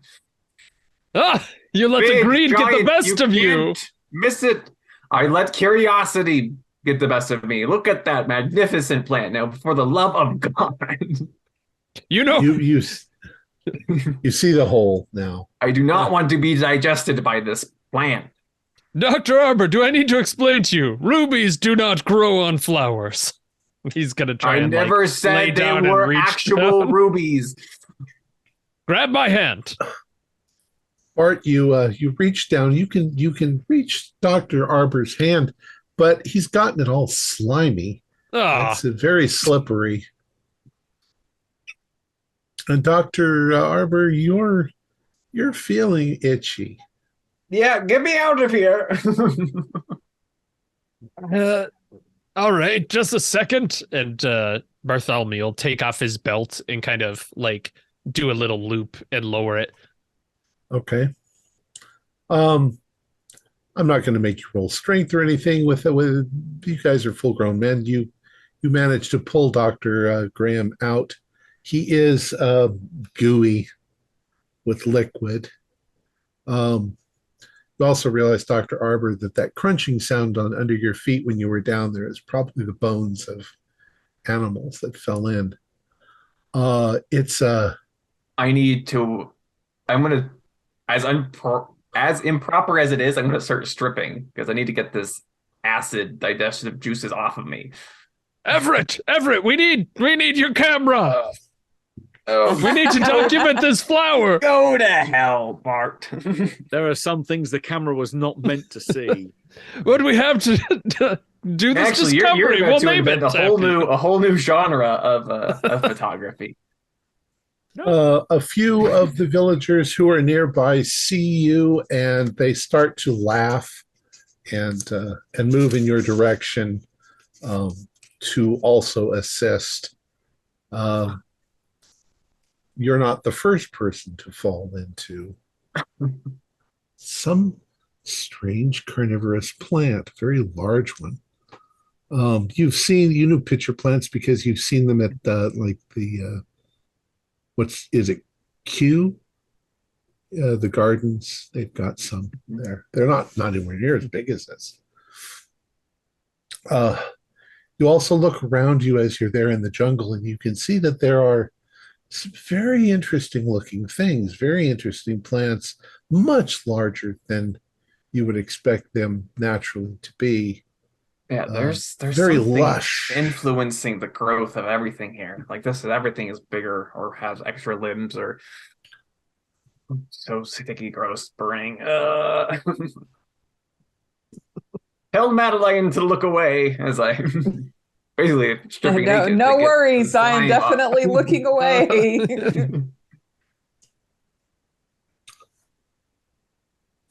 So the shaman, she comes out with the drawing in her hand. She comes out, and the girls are with her, and they sort of lead them over towards where Hugh is. And she has drawn something on there. It takes her a minute to kind of explain. What she tries to do is she has drawn a figure of roughly a human being, a face and a body like this. And she touches it, and she touches you, and she points to the naked man over there with the goo, and she points to Madeline and Bart, and she says, she's trying to say something in her language, but she points to the boat, and she points back to the man, and then back to the boat, and then she draws another little figure, a smaller one than you, and she points to the people in her village. And she seems to indicate do an intelligence roll.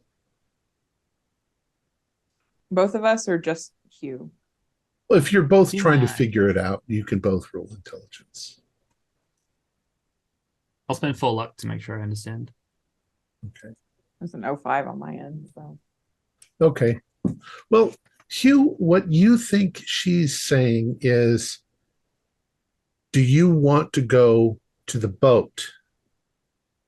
But Madeline, you think you're understanding what she's saying.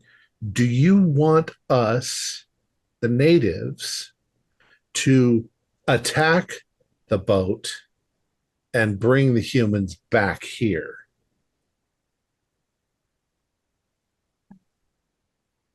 Well, they're offering to bring Dirk and his crew here, but under the understanding of attacking the boat, which I don't think is quite wise.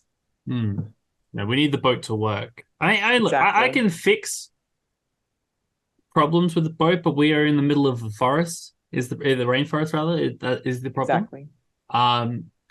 So if we together were to go and attack the boat, we could make sure that the boat was safe while we attack them. I like this idea. I'll point to Bart and Dr. Arbor and Everett, and sort of make a circle, like all of us. And then I'll point to the boat. I don't know how to communicate safe. Like, they wouldn't understand what a shield is, I don't think. What if we said something like, they attack and we get the boat? Although I can't, these people are not going to stand a chance against those Prussians. They have guns. Feels a bit unfair. But this is their home territory. Like they snuck up on us. If they were to move in their environment, we could have the element of surprise on them very easily. Okay, so like we point to the boat, and then you pointing to them, point to the people on the So like we get the boat, you get the people. Okay, you think they understand? Yeah.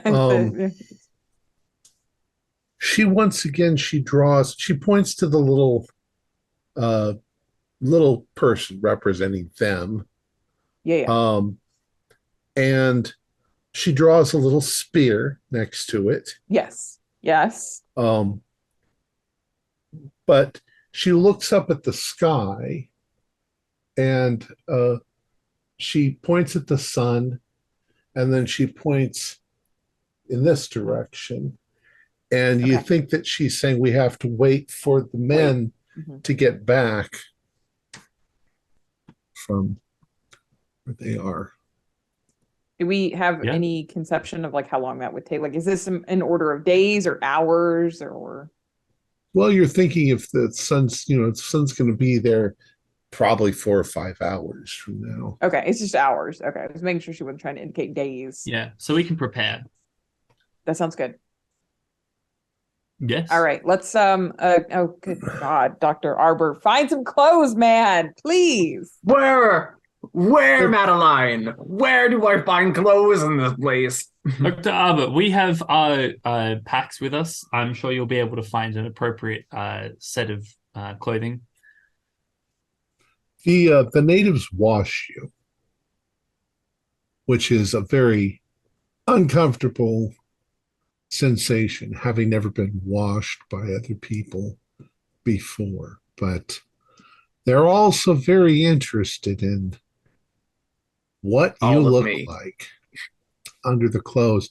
They actually, you think they're confused by your clothes. Maybe they thought that was part of you.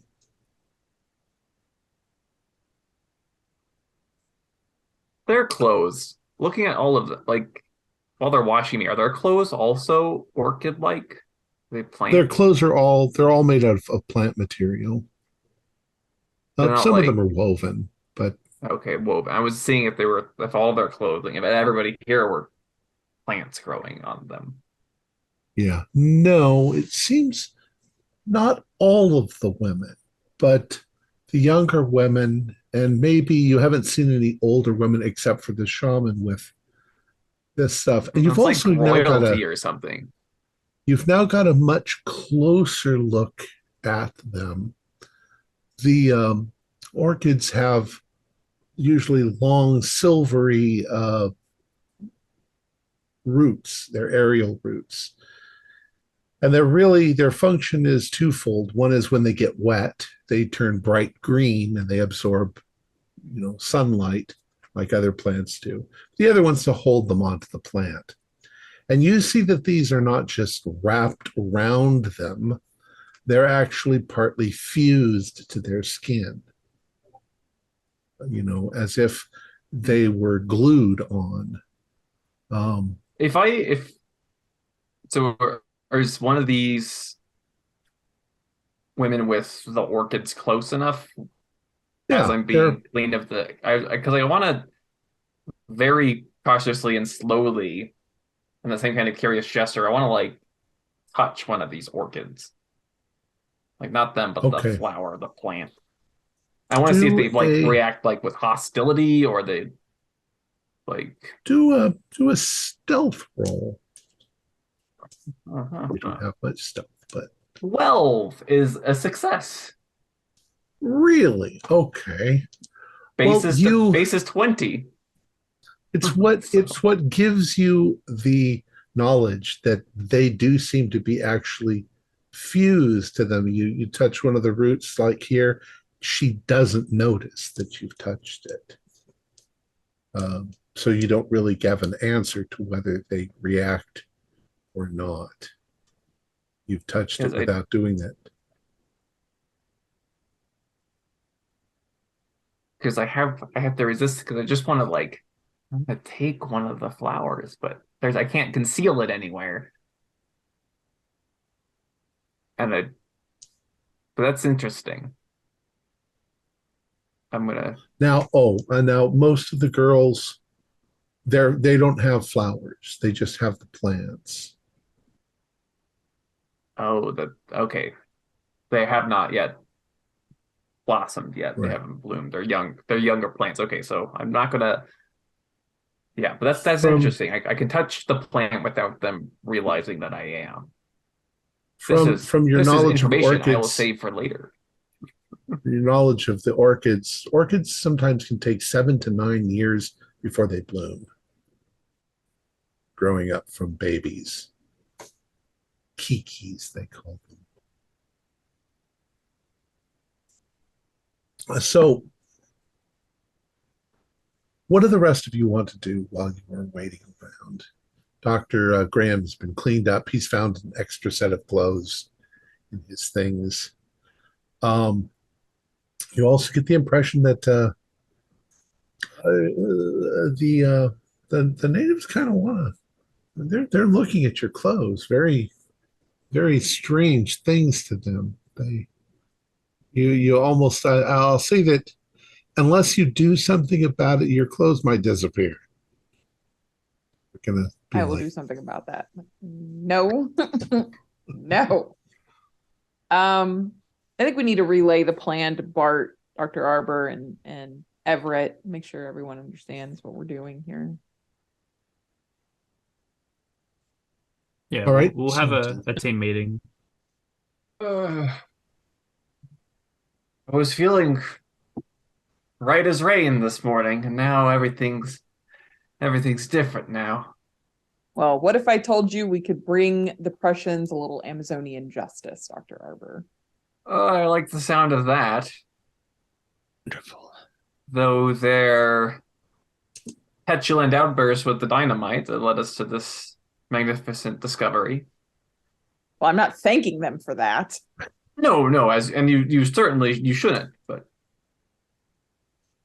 I'm assuming Right. we should be able to easily get the dead man's brother on our side in this venture. I'm sure he would be more than happy to.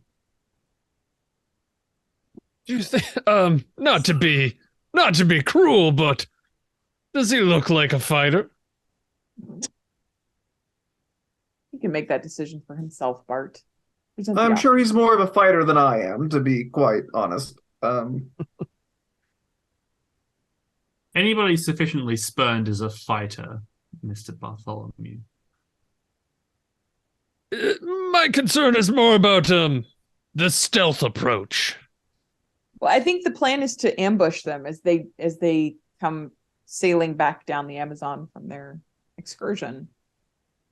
And to that end, we need to get with the locals and figure out how we can properly do that. Well, we could make some steps towards, improving our relationship with the locals. I will, as Madeline stopped them from taking her clothes, I will happily let them take the plant juice clothes. I don't.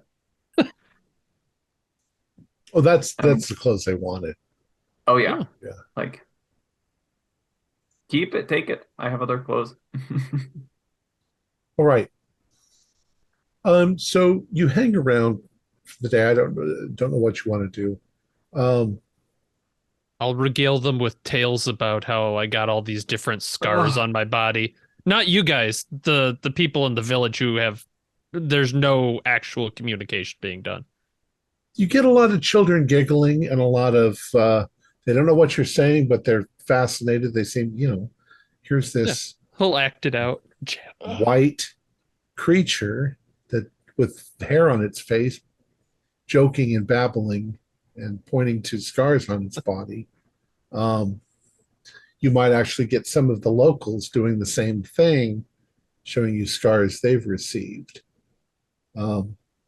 One fellow shows you that his eye is severely damaged. It looks like it's got a very light blue cataract over it. And from what you get, he's kind of explaining to you that an insect stung him in the eye a long time ago. Horrifying. Yeah, no thanks. But I'll kind of respond in kind, if they're listening to the stories and having a good time, they'll mirror that energy. So at a certain point, a little after lunch, a few of the maybe a hunting party comes back. They've captured or they've got some monkeys, which they have on a stick. They bring that into the village. You see immediately one of the Orchid girls goes running up to one of them and says something, and he lets the others do what they're doing. They go into the tent, or I keep saying tent, the hut. They come out a few minutes later, and or he comes back a few minutes later, and then he seems to start to organize the hunting party. You just assume that's what's going on. Another hunting party comes back, and they're gathered into this sort of hunting party, and they all come forward, and they gather near the fire pit that's in the center of the village. The shaman then comes out and gives them, you guess that she's giving them a kind of blessing. And she passes around a bowl with some more of this liquid in it. And she seems to expect you to be part of that. Drink the liquid. And yeah, sure. They're all armed with they just seem to have spears, and you guys set off into the jungle. Do an intelligence roll. You can all do it.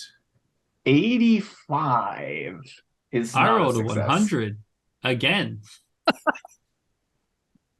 Nobody passed it. Do we all fail? Hugh, stop chewing on that tree. I'll spend 5 Everett, points. save us.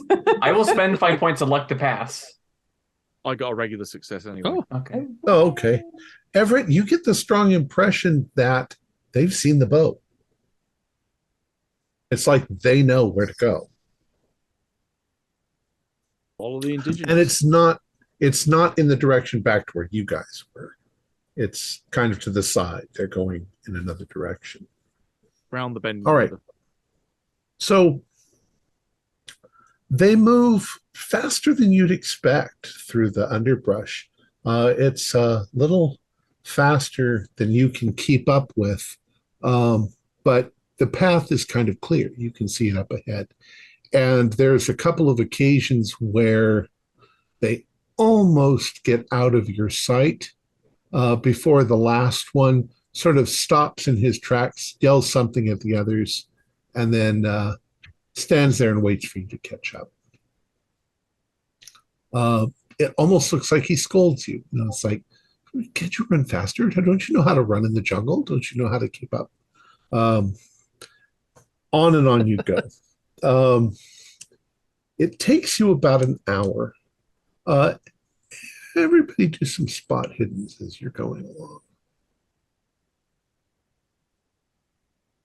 80. No.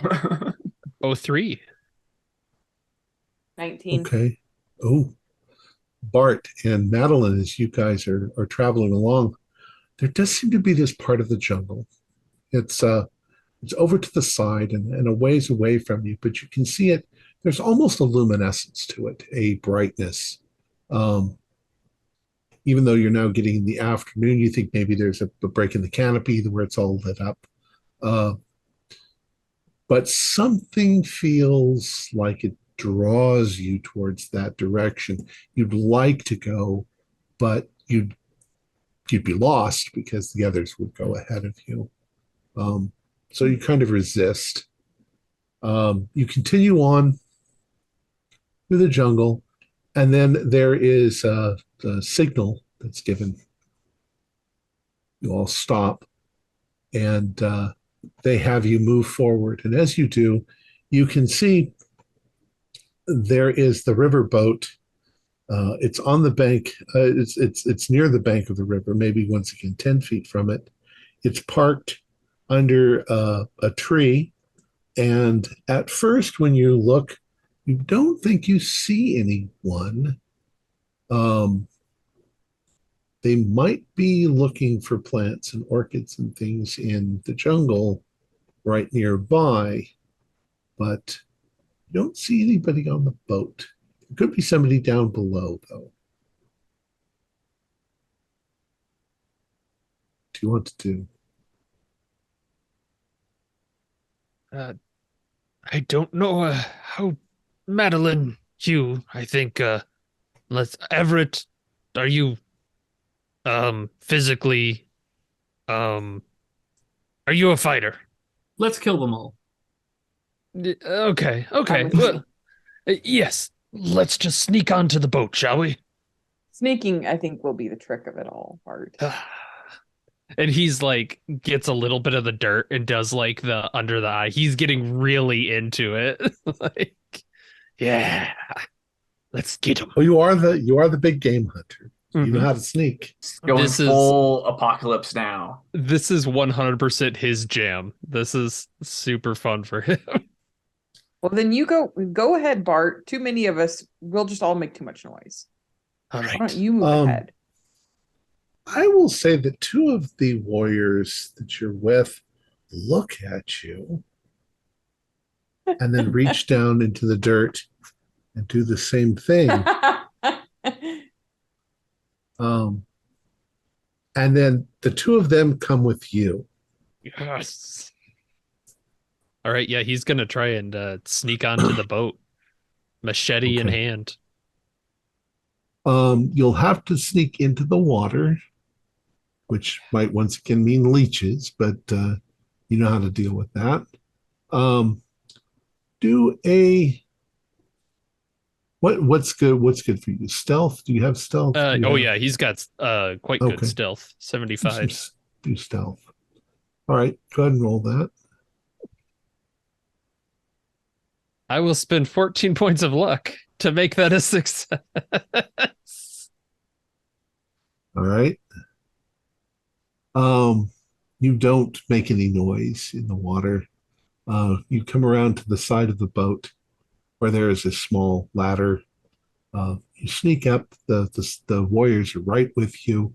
They are silent as you. You can't hear them at all, even with them right next to you. You can see on the deck of the boat there is a tarp, and you would guess that there are at least 200 orchids that they have collected and have there in the tarp. And as you're kind of towards the back of the boat, you can hear step, step, step in the wooden structure of the boat as one of them comes up onto the deck of the boat. It's not Dirk, but it's one of the other guys, one of the guys that you fought. Those of you hiding in the jungle, you also see him come up onto it. He's smoking a cigarette, it's a cigarette, and he's stepping towards the jungle with his hand, akimbo. Yeah, What do you I want think to do, Bart? Bart's gonna do like the motion and then basically try and get him in the back quietly, do the little bit, just push Okay. him over the edge of the boat. Okay, go ahead and try. Is that a fighting brawl or a? That's a brawl. Okay, perfect. You're not using a gun or. Nope, machete only. I'll spend a point of luck to make it. Just a regular. Okay. Yeah, he failed. You're going to cut his throat. I think so. Gonna try. So you come up behind him, with this surprised look in his eye, and are you going to throw him over? Yeah, just push him Okay. into the Amazon. You throw him over, and there is a splash when you do that. The two guys look at you with kind of surprise in their look, but they immediately split off, and one of them goes down the stairs into the bows of the ship. You suddenly hear struggling from down below. Okay, I'll kind of do like the wave because it doesn't seem like there's a ton of other people just about, right? Like they've kind of abandoned. I'll kind of wave them like come on to the ship, but I'll go then as quick as I can to help out the fella down below. Okay. Okay. What are you guys going Bart's to do that? gesturing. Yeah, I'm headed in. Go, machete All right. in hand. Just as you guys are doing that, out of the jungle, maybe 100 feet away from the boat, down the thing, come two or three other German fellows. Dirk is amongst them, and he sees Bart and the others on the deck, and you guys crossing, and suddenly he's like, hey, like this. And he pulls out his gun and fires in your direction. He doesn't hit anybody. But suddenly there's pandemonium. What do you guys want to do? Try havoc. Yeah, let's start shooting. I do not have a gun, but I will rush the nearest person and attempt to stab them. Okay. I'm going to say that there's at least 6 people because he had assistance as well. Dirk and the others.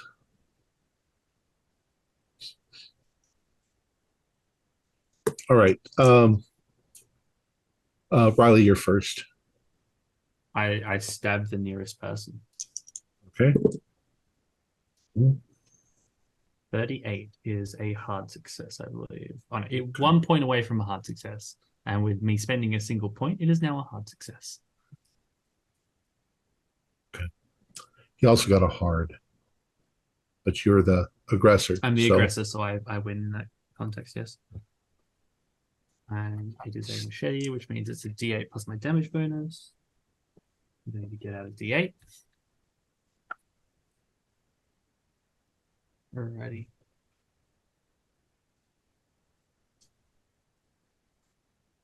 Uh, 7 plus 4 is 11. Oof. Yeah, you slice him. He screams and falls into the water. Might not have killed him, but he is now blood in the water. You also threw another body in the water with some blood in the water. Okay. What's next? Riley, then Nathan or Matt. Nathan, go ahead. You're on the boat. Yeah. Hearing a struggle downstairs, he'll rush down towards that to help out. Okay. Our native friend didn't realize that there were 3 people taking naps downstairs. He's managed to attack one of them with his spear, but the other 2 are awake and they are freaking out. Native is not really, but he's kind of between you and the others. I see. I think I'm just gonna try and bum rush past. Like, he's a huge guy, so he's just kind of gonna shoulder in and maybe even do a yell if he heard the guy shouting outside. Okay. So you're gonna pick one of them. You're gonna push the native out of the way and try to attack. Okay, go ahead and try to attack. 33 is a regular, I believe. Kind of hard. Ooh, trapped. The guy has pulled out his pistol, pointed at you, and fired. Ooh. Where is my pistol?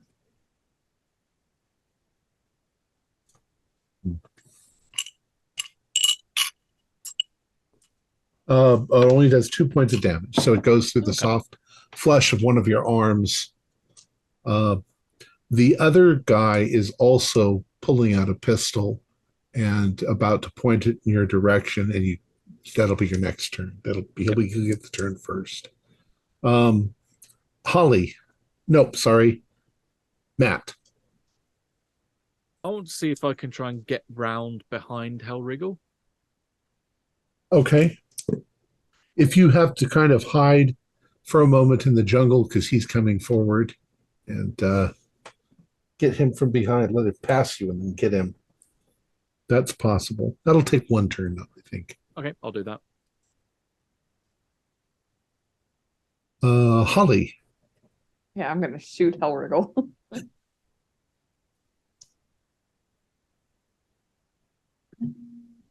Oh no, that's triple zeros. I saw the first 2 zeros and I was very excited. That's 3 zeros. And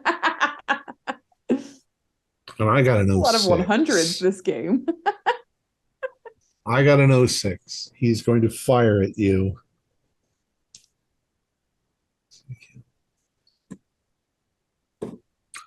Ooh, he hits.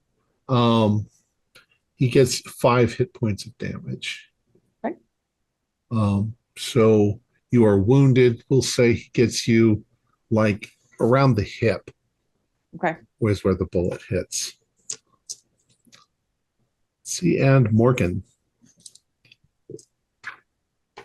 Oh, are you there? Yeah, you're there. I'm there in the sense of like I'm in the vicinity, but I'm finding a nice place in which to hunker down and wait for things to blow over. Okay. All right. So now the guy who's in the boat downstairs is going to fire also at Bart. He fails. So he fires and hits the wood right next to your head, Bart. And Dirk is also going to attack. He is going to try to shoot at Madeline again. And he fails.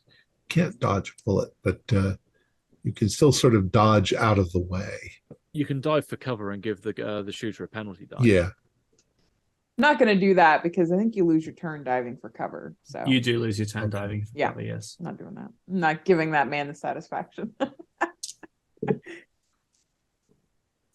Okay, the others are just rushing forward. One of them got 100. One of them steps into the water, and you all notice, well, those of you who aren't fighting, you notice there's something in the water that's coming in this direction, a kind of roiling to the surface.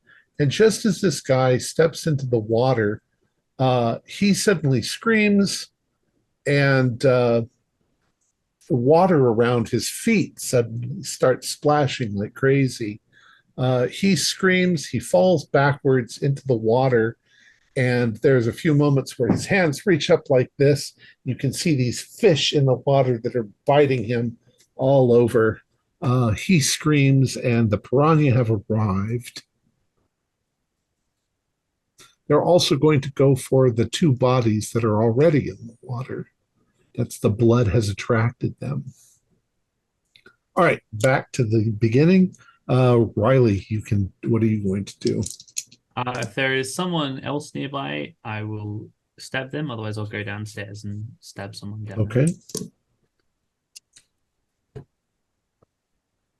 We'll say the men have gotten to the boat. Is a regular success. Okay, I have managed, however, to dodge out of the way. I've got a hard. So you swing at one of the guy's throats, and he manages to pull back and not get hit. Nathan, the guy shot at you. Yeah, but he's right next to me, and I'm gonna go and just try and machete him. Okay. Real fast. I'll spend 3 points of luck to make that hit a success. Okay, he failed. So you swing around and you hit him. I keep forgetting you guys do have talents. Yes. If you've had the opportunity to use them, I don't know. I made a second. You swing the knife. He doesn't dodge. You hit him. Go ahead and do damage. Machete. Ooh, 11. Nice damage bonus on that one. You slice him very well in the neck. The other guy is still down there, the last guy that's down there. Now, this is where the pulp talent comes in. I can spend 10 points of luck to make an extra attack in melee if he's close enough. I would like to attempt that. He's close enough. Oh, absolutely. Gonna swing around. That's not so good, though. That's an 80. That is a failure. Okay, he also failed, so he didn't get a chance to retaliate. Matthew. Is Hair Wriggle anywhere near close to me after my setup from last round? Yeah, in fact, he's maybe 6 or 7 feet from you, and he's just past you, and he did not see you. That's great. I intend to bring my machete straight down and sever his hand from his arm. Okay.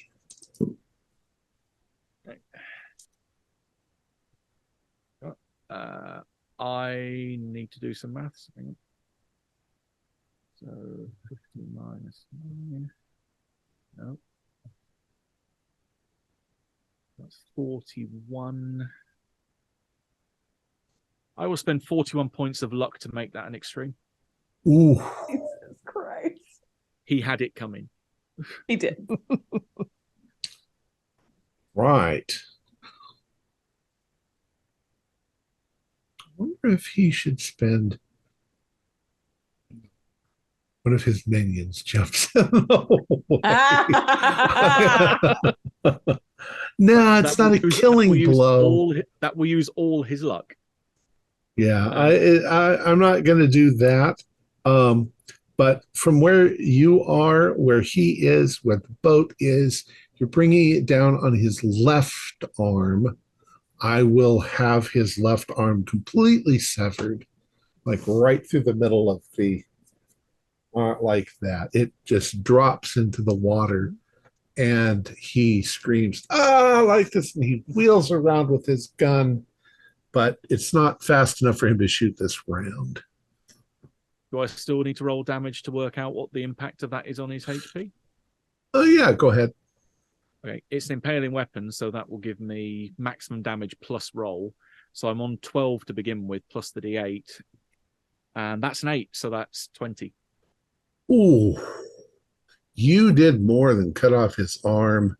Part of the knife, part of the machete cut off his arm, and the front end of it sliced him into the side, down the side. He is bleeding badly, and give him a luck roll. He didn't get the luck roll. He got really bad. Let's say that he also stumbles off into the water with the blood coming out of him, and the piranhas are probably going to notice in a moment that he is there. Let's see. Holly. Okay, so I know Dirk's in the water, bleeding out. Is there anyone else I can see immediately? Because if not, I'll...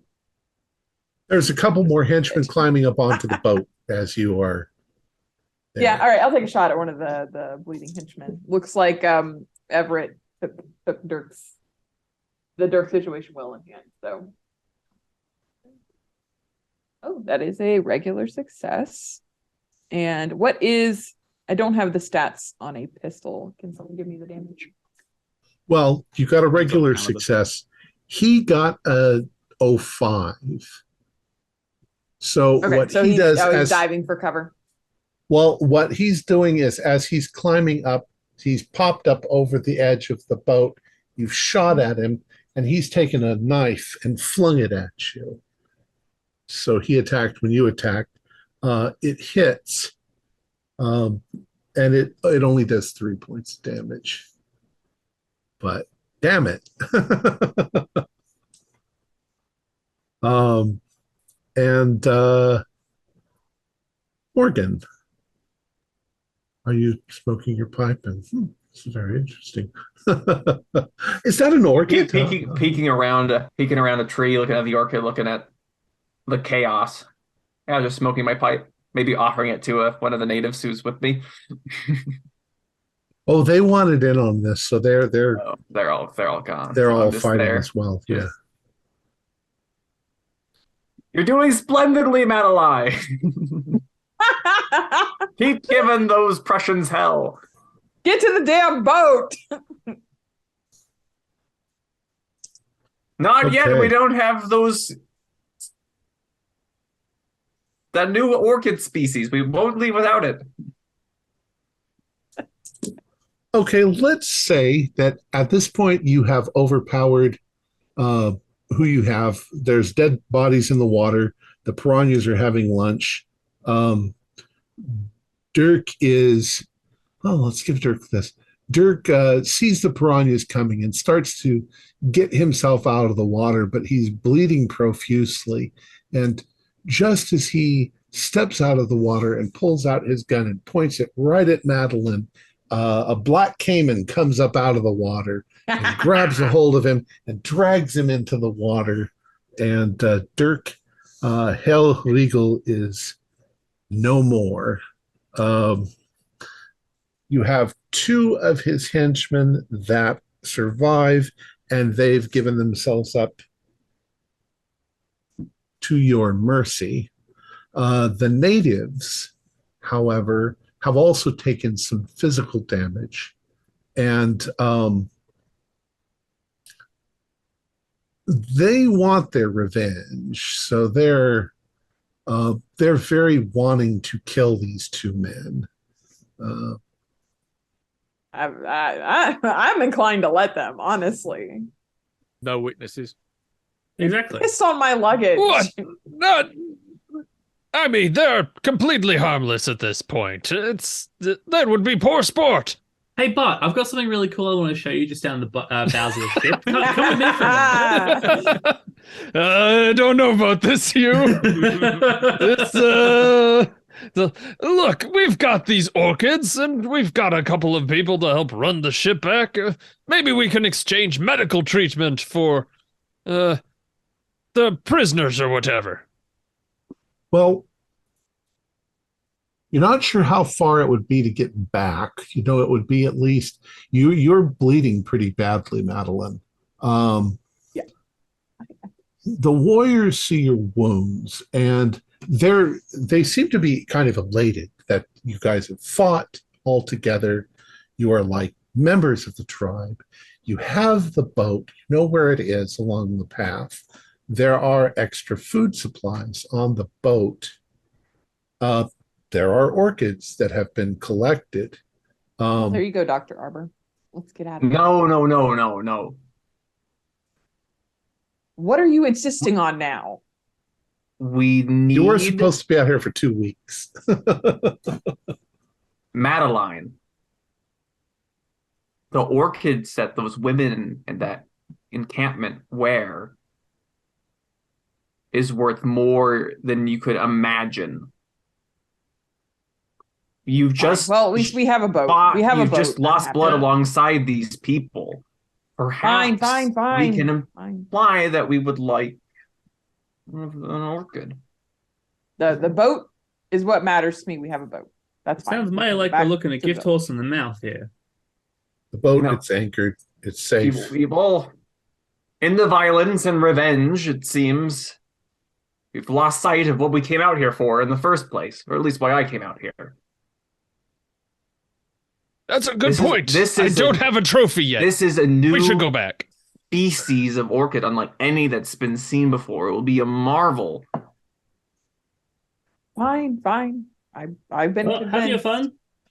I'll make sure the boat's up to Nick, and I'll help out around just fixing things up. The natives are kind of urging that you return to the village. Go with them. Yeah. They seem to be concerned too about your wounds. I do need to be patched up. Yeah. Are you all going to go back? Yeah, Bart's gonna follow along with the people because he doesn't want to let the prisoners get out of sight in terms of he does not think they'll make it back otherwise. Hugh, I see you back there. Cut it out. Hey, I didn't say I was going to kill him myself. I just said I had something cool to show you. I do want to do a quick inspection of the boat to make sure it's not too damaged. Because if there's repairs that need to be done, I'd rather know about them now rather than later. The boat is in perfect condition. Fantastic. There is also extra ammunition and weapons on board the boat. I would like a rifle, please. Very much. Same. We should give our hosts some of these weapons as a gift of good fortune. They're completely baffled by the firearms. They actually, you could see them all visibly jump when the firearms were fired. They've never seen or heard anything like that before. It almost looked to them like magic that they were pointing at Madeline and she was being injured with a great thunderbolt happening. So that's probably what you imagine their minds are thinking. Would you mind another 5-minute break? Sure. Just could use the restroom again. Sweet. Have I helped in any of the fights? No. But I'll be damned if I let you leave without one of those orchids. This seemed like a good chance too. Like, Everett, you're gonna get awesome pictures because there's got to be like a celebration. I should hope so. I mean, I'm hoping I don't have to do many more rolls left because I've got absolutely shit all luck after burning. Yep. Yeah, I did think we were wrapping up. So I just wanted to be vaguely effective at one fucking roll. So, yeah, fair enough. That was Did great. well. That was You great. got the big bad guy.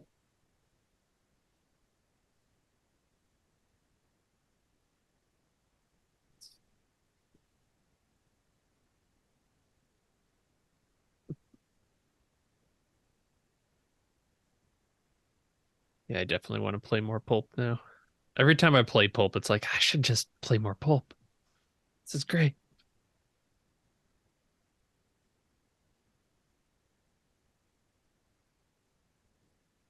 And Matt, I did buy those 2 books. I suckered myself into it. Got a couple Trail of Cthulhu books along with it. I think I've got everything for Trail so far. Nice. I like their stuff. Have you used the system much? I don't. I've written for it. Okay. Yeah. So yes, good system. I've got one adventure in Mythos Expeditions and a couple of chapters in the Poison Tree campaign when it finally gets released. That's funny because I just bought Mythos Expedition. So there you go. There you have go. one of mine in there. Sweet. All right. So as you go back, when you're about halfway, you get to that same point that you were before. There's definitely something in the jungle. It's much later now in the afternoon. It's getting on dark, but there's almost a light that's coming from this area of the jungle off to the north of where you are. You think it would be northwest of the village, about a mile. It's a strange sort of blue luminescent area of the jungle. And the natives don't seem to like pay any attention as they're going. They're making their way carefully through. They're going much slower than they did before. A few of them have acquired some pretty cool knives that these guys had. They've never seen anything quite like them. They have their trophies. And this path to you is pretty straight through the jungle. You're pretty sure you could walk this and get back to the boat without any difficulty at all. You come back into the village, and it is as it was last night. There are campfires. There is the main central fire. There's that sort of pretty golden glow from the light. The stars are out above, and you are brought back into the village with almost with accolades. People are suddenly coming out of the jungle. The shaman, she comes out from her hut and greets the warriors. They show her the knives, and they show her the strange things that shoot, thunder and kill from a distance. She doesn't like the guns. She seems to be just automatically like, this is bad mojo, bad magic. She likes the knives. And we'll they start to set out food for you, and their hospitality is pretty strong. They welcome you. In fact, they bring out some of that monkey meat that they have fixed, and they bring out some drinks, and you all sit around the fire. Is there anything you want to do? other than I'm just curious what enjoy you it. all think about that glowing blue. We've seen it a couple times now, haven't I'm we? curious about that too, but I wonder if what the I natives know want to anything about do, it. Go ahead, Dr. Abbott. if we have like the shaman here with us in this kind of celebration, I want to like bow myself like very low, very respectful. And then I want to kind of gesture to where she would have those orchids growing, and then gesture to Madeline. What are you gesturing to me for? Surprisingly, she seems to understand what you're saying. And she goes over to Madeline and she points to the orchids on her head and she points to you. How old are you, Madeline? I can tell you that real quick, 31. 31. She points to you. What do you want? Yes, I will accept. The she calls out, and the girls come out with her, and she says something to them, and they come over to you, and they gesture you to come with them, and they actually take you into the main hut. Mm. Well, When you go inside, there are orchids growing inside. Um, you don't really know, but I mean, they would be growing in low light levels, and yet they are growing very beautifully. They're some of them almost seem to be glowing and different colors, blues and purples and pinks and things like that. Um, they then gesture for you to remove your clothing. Um, okay. they seem confused because they still don't quite get what you guys are wearing, but they're getting it, but they want you to take that off. I will do so. Once you do that, they begin to decorate you with clothing that looks more like their clothing. Um, they take small bowls with like a red colored substance in it, which they dip their fingers in and they make markings on your body. And meanwhile, the shaman is saying something to the other people, and they seem happy about it. Some of them go back to their huts quickly and put on some sort of costume. They've got markings on themselves as well as they come out. And they begin to assemble. Meanwhile, Madeline, they have dressed you. Uh, they they seem to have treated your hair in some way. They've combed something into it. Their combs seem to be some sort of plant. They've combed your hair, and then they bring you back out to the others. So the others, you see that Madeline's now dressed like the women here. Um, they form a kind of parade procession uh, led by the shaman and the girls. And Madeline, you are just behind them. And you are all invited to follow. You are taken through a jungle path and you come into a clearing. And this seems to be where the glowing is coming from.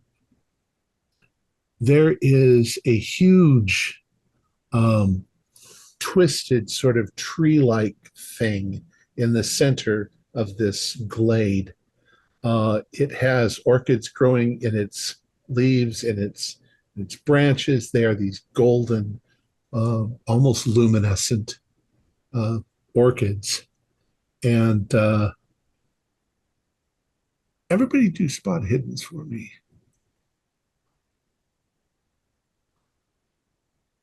39 is a success. 05. 98.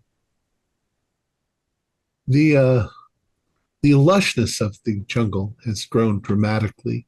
You see huge ferns and everything seems over exaggerated. You see more orchids in the jungle. You see more of these ruby flowers, enormous in size. You also start to get the impression that things are moving.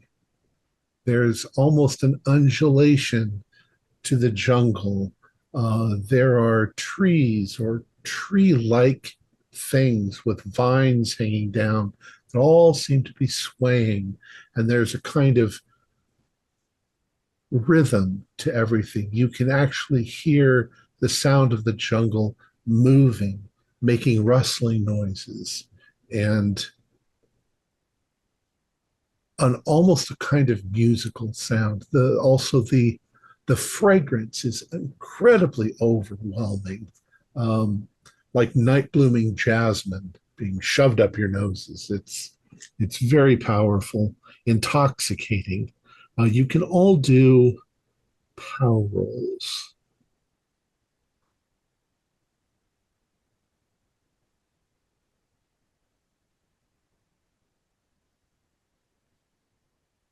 $80 is a success. Okay. Did you all succeed? Cool.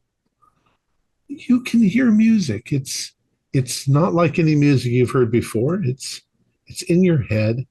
It seems like nature itself is alive. And you're definitely sure that vines and branches of these giant trees are moving. I also think that some of them don't seem to be completely attached to the ground. There's root-like structures that they seem to be moving on as they go. I would like you to do a sanity roll because you've never seen anything like this.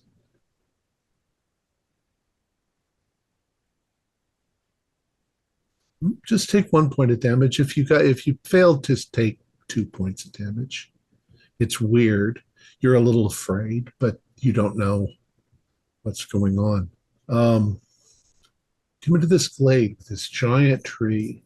You can see now that the tree itself is covered in vines, and the vines are writhing in front of you. The shaman then stops, and she bows to the tree. There is a kind of low, deep groaning from the tree, and she takes you, Madeline, forward, her followed by the girls, and there's growths on the trunk of this tree that very, very much look like breasts, hundreds of them. And she goes forward to one of them and she touches it, and it's almost as if this milk flows from it into a bowl. And she then moves towards you and motions for you to drink from the sacred tree. Yeah, I'm assuming I kind of turn back and Dr. Arbor is giving me this thumbs up, like, yeah, it's great. This is safe. Yeah, I'll drink from it. You take the bowl and you begin to drink, and now you can see that the shaman, she raises her hands like this, and then she raises a second set of arms up like this, and she takes something from the orchid on her head, and then she comes over to you and she places it on top of your head, and almost instantly these roots grow down the sides of your face onto your shoulder. Oh boy. I feel like that's a fan roll. Yeah, and it's not unpleasant, but at the same time you feel like you are being invaded by something. Yeah, that's got to be a sand roll. Sand roll. Oh yeah, that's a failure. Okay, do a 1d6. do a 1d8. That's You fair. can feel it going into your ears. Oh no, that's a 6. 6. How do you want to react? Yeah, I'm gonna start trying to rip it out of my body, regardless of any pain I'm feeling. Like, nope, this is terrible. We're not doing this. Okay. Oh gosh. Oh yeah, there's insane pulp talents, aren't there? Oh dear, what are the insane pulp talents? Actually, I feel like those might reap something I didn't interesting. have that open. Let's see. Insane pulp talents. It's further on. It's with the psychic and weird science bit, I believe, or pulp sanity. Excuse me.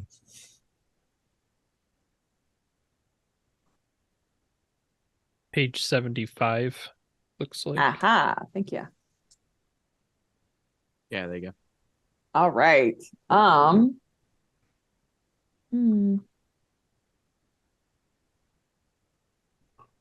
you can roll 1d20 and get one randomly. All right, yeah, let's do that. Choose a roll. 1d10, isn't it?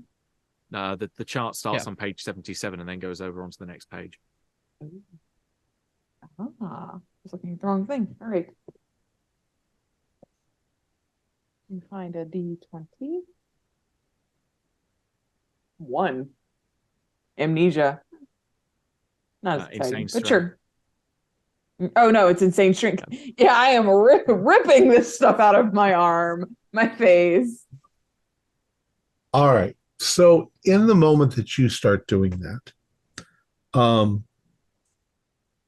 probably also you drop the bowl. The bowl hits the ground and splashes. You begin ripping it out. The shaman steps back almost in horror as you're doing that. The girls rush forward to try and stop you from doing that. The natives, you've just sort of, you get the feeling you've just desecrated their holy of holies. They're confused, they're angry, and you think that your welcome is been overstayed. I'm rushing forward.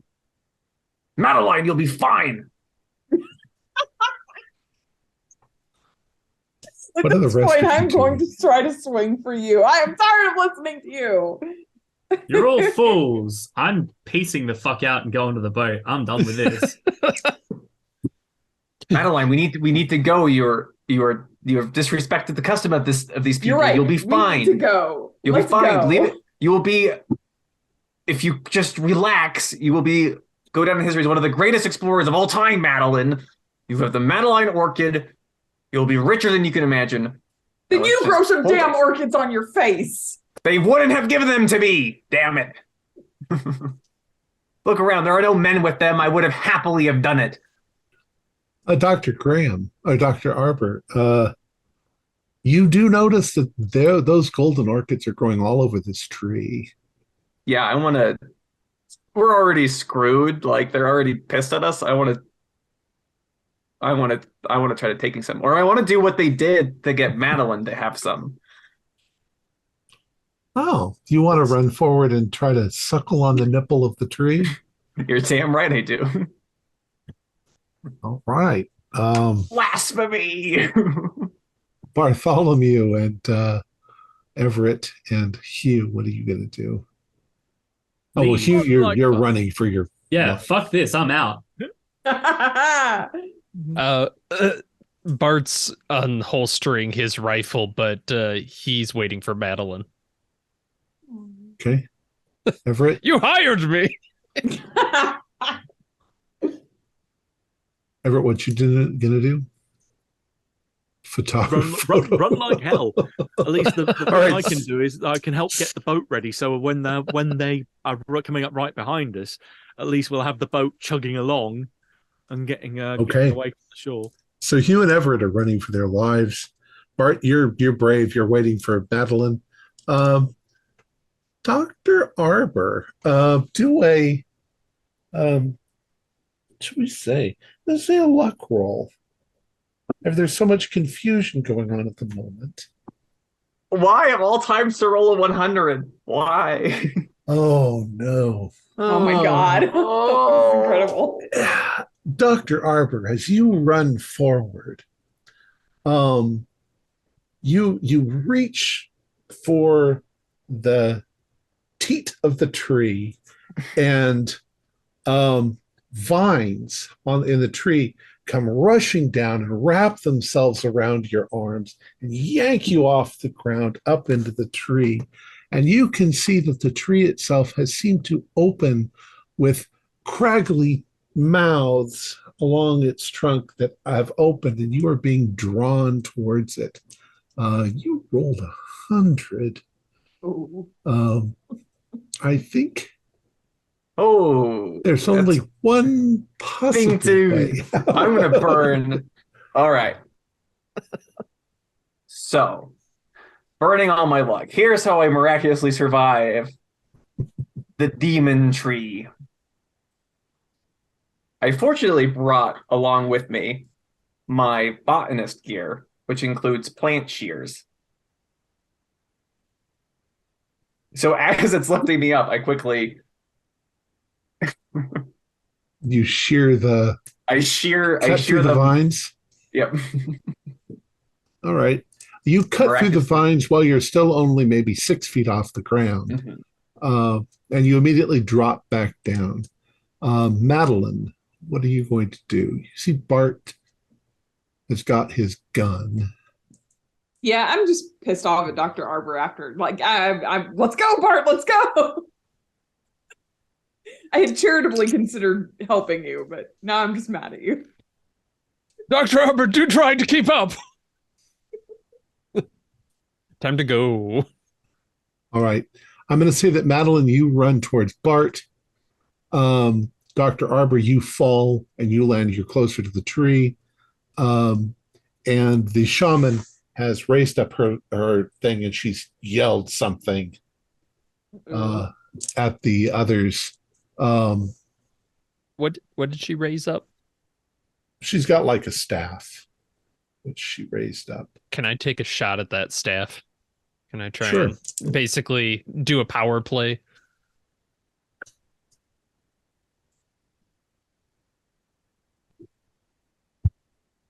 One moment, consulting the charts. Nope. No, I don't think I want to spend 20 of my remaining luck to do this. She got an 01 anyway. So she raises it up. She yells something. Madeline runs over to Bart. Dr. Arbor, you'll have to pick yourself up. Everett and Hugh don't exactly know why, but as you are scrambling down the path back towards the village, the forest around you, the jungle around you suddenly seems to come alive. The trees are moving. The vines are whipping about. Do a dex roll.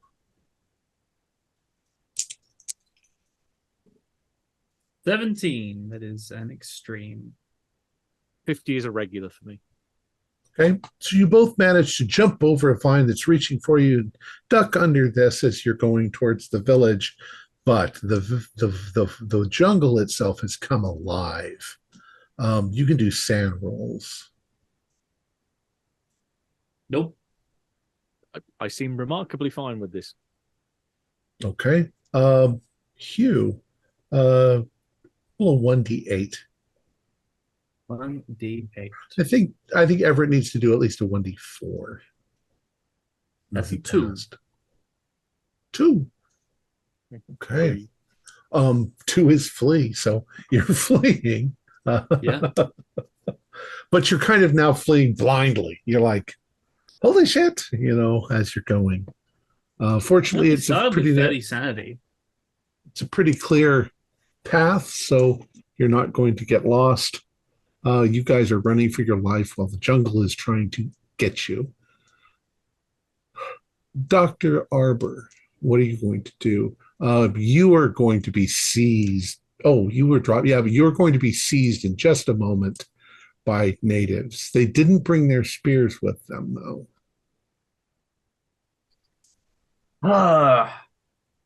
What kind of man is Dr. Arbor? I mean, this is the most miraculous find of his life, and Madeline doesn't seem to want to cooperate, and is going to throw it all away. So he's going to very stupidly make one last go at one of these teats before he runs, even though he's completely out of luck. Okay. Go ahead. Do we need to roll dex or? Have you roll? Well, you can't roll luck, can you? Luck, yeah. I'll say you roll dex. That might work. 66 is a pass. Okay.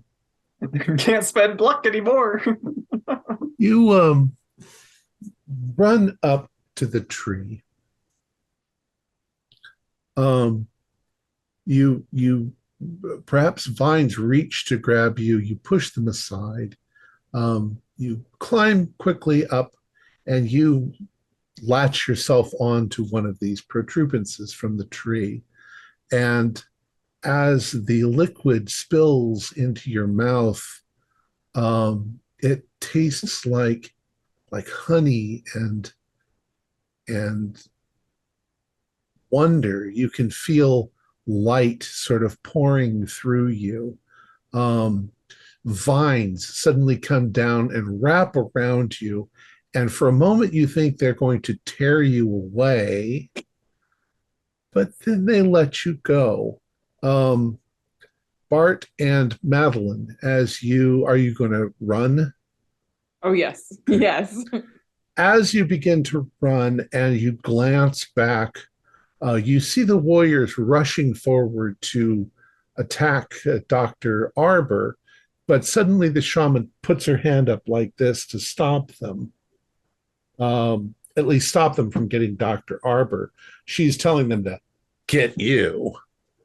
And you guys are running. The jungle all around you coming to life. Why don't you do a sanity roll first? Okay. 71, not so good. Not the time. 33 on the dot. Yes. Okay. Bart, you can roll 1d8. And Madeline, you roll a 1d4. 7? How's 7 treating me? 7. Oh, Yeah. unlucky. D20, you said? Yes, insane talents. Oh my god, it's so tiny. 19. That's skill augmentation. Oh. I don't know what that means. It's things But it like sounds cool. It's how you get Herbert West doing reviving the dead with his medicine skill. You take a skill that you've got, and now it has a crazy ability that it also does. So what skill do you want suddenly enhanced? Oh, I want the firearms skill enhanced. The corners. The rifle. Yeah, exactly. Kind of like trick shots. You can curve bullets around. Yeah. Suddenly become Angelina Jolie. Yeah. Okay. So you're both running forward, screaming. The jungle is trying to close in and attack you. But Bart, some of the warriors are coming after you too. What do you want to do? He doesn't want to actually hurt the warriors because he's bonded with them, so he's going to try and shoot a tree branch so that it falls kind of in front of them and trips them up. Okay. Go ahead and do that. Good God. I will spend 10 points of luck to just make it a success. Now, how does that insane talent work? Does he get an extra chance? That's a great question. Well, I thought for that to work, you have to roll under the skill and your Cthulhu mythos, right? Yeah, there is a activation for using it. and the difficulty also comes into effect here as well. You're also a good shot, so. I mean, if he's lost that much sand in one go as well, he'd probably pick up 5. If it's from a mythos threat, he'd pick up 5 points of the Cthulhu mythos skill. But to really have any kind of benefit from this, goal is fully achieved by rolling equal to or below 1/5 of the augmented skill. And equal to or below Cthulhu mythos as well. So basically, it gives you a 5% chance. But you're going to spend the luck to make it. Yeah, I'll make a normal success if that'll. You hit a large, healthy vine, and your bullet splits it. It falls on the ground and kind of trips up the people following after you. As I intended. So, Madeline and Bart, as you are running, Everett and Hugh, you've reached the village. There's nobody there. They've all been back behind you. You turn the corner and you head down the path towards the boat. And we'll just play it out that because they're a little ways behind you, Madeline and Bart, you get to the village, you make the turn. Everett and Hugh, you arrive at the boat. You can arrive there a few minutes before Bart and Madeline. What do you do when you get to the boat? Start the boat and head down the river. I'm going to argue we at least get the boat prepped and wait for them to come behind us, so that when they're on, then we just cut the rope and get the hell out of here. And bring a whole heap of villagers with them? Then hopefully they will arrive before the villagers.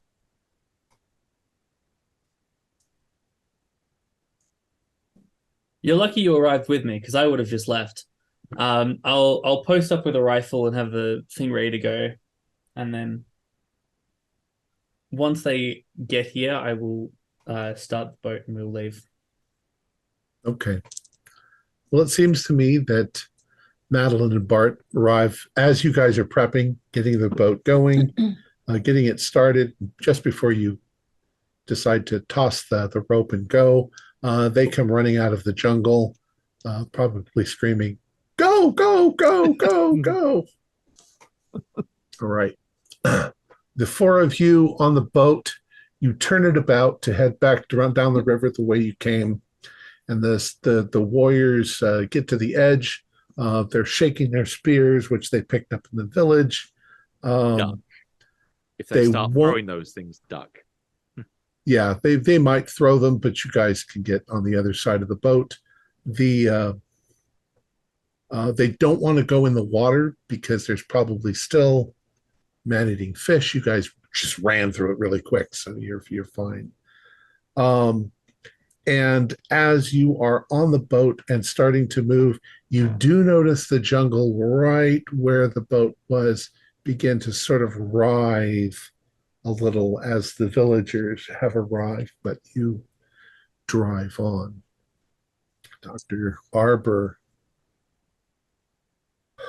you are in a very odd position for these people because men are not normally allowed to partake. But you are taken back to the village. You are under guard. You are being watched because it's a situation they don't know how to deal with, but they're going to watch you over the course of the next week or so that you are with them. Things on your body begin to change. You seem to be growing something underneath your armpits. You think maybe you are sprouting extra arms.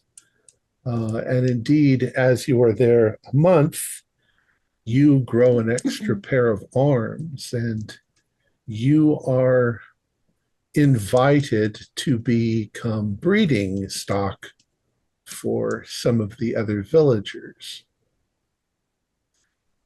And the rest of you managed to get back to Manaus, Brazil. where you don't know nothing at this point. All of your schedules are way off. There's no steamer to take you back for 2 weeks, but you are safe back in civilization, except you've all been drinking that liquid in the village, and things begin to feel odd and change. Madeline, especially you, things are changing and you are mutating into something else. You're not quite sure what, but you all have taken the mutagen and you will all slowly transform into something else. And that's the end of the story. Nice.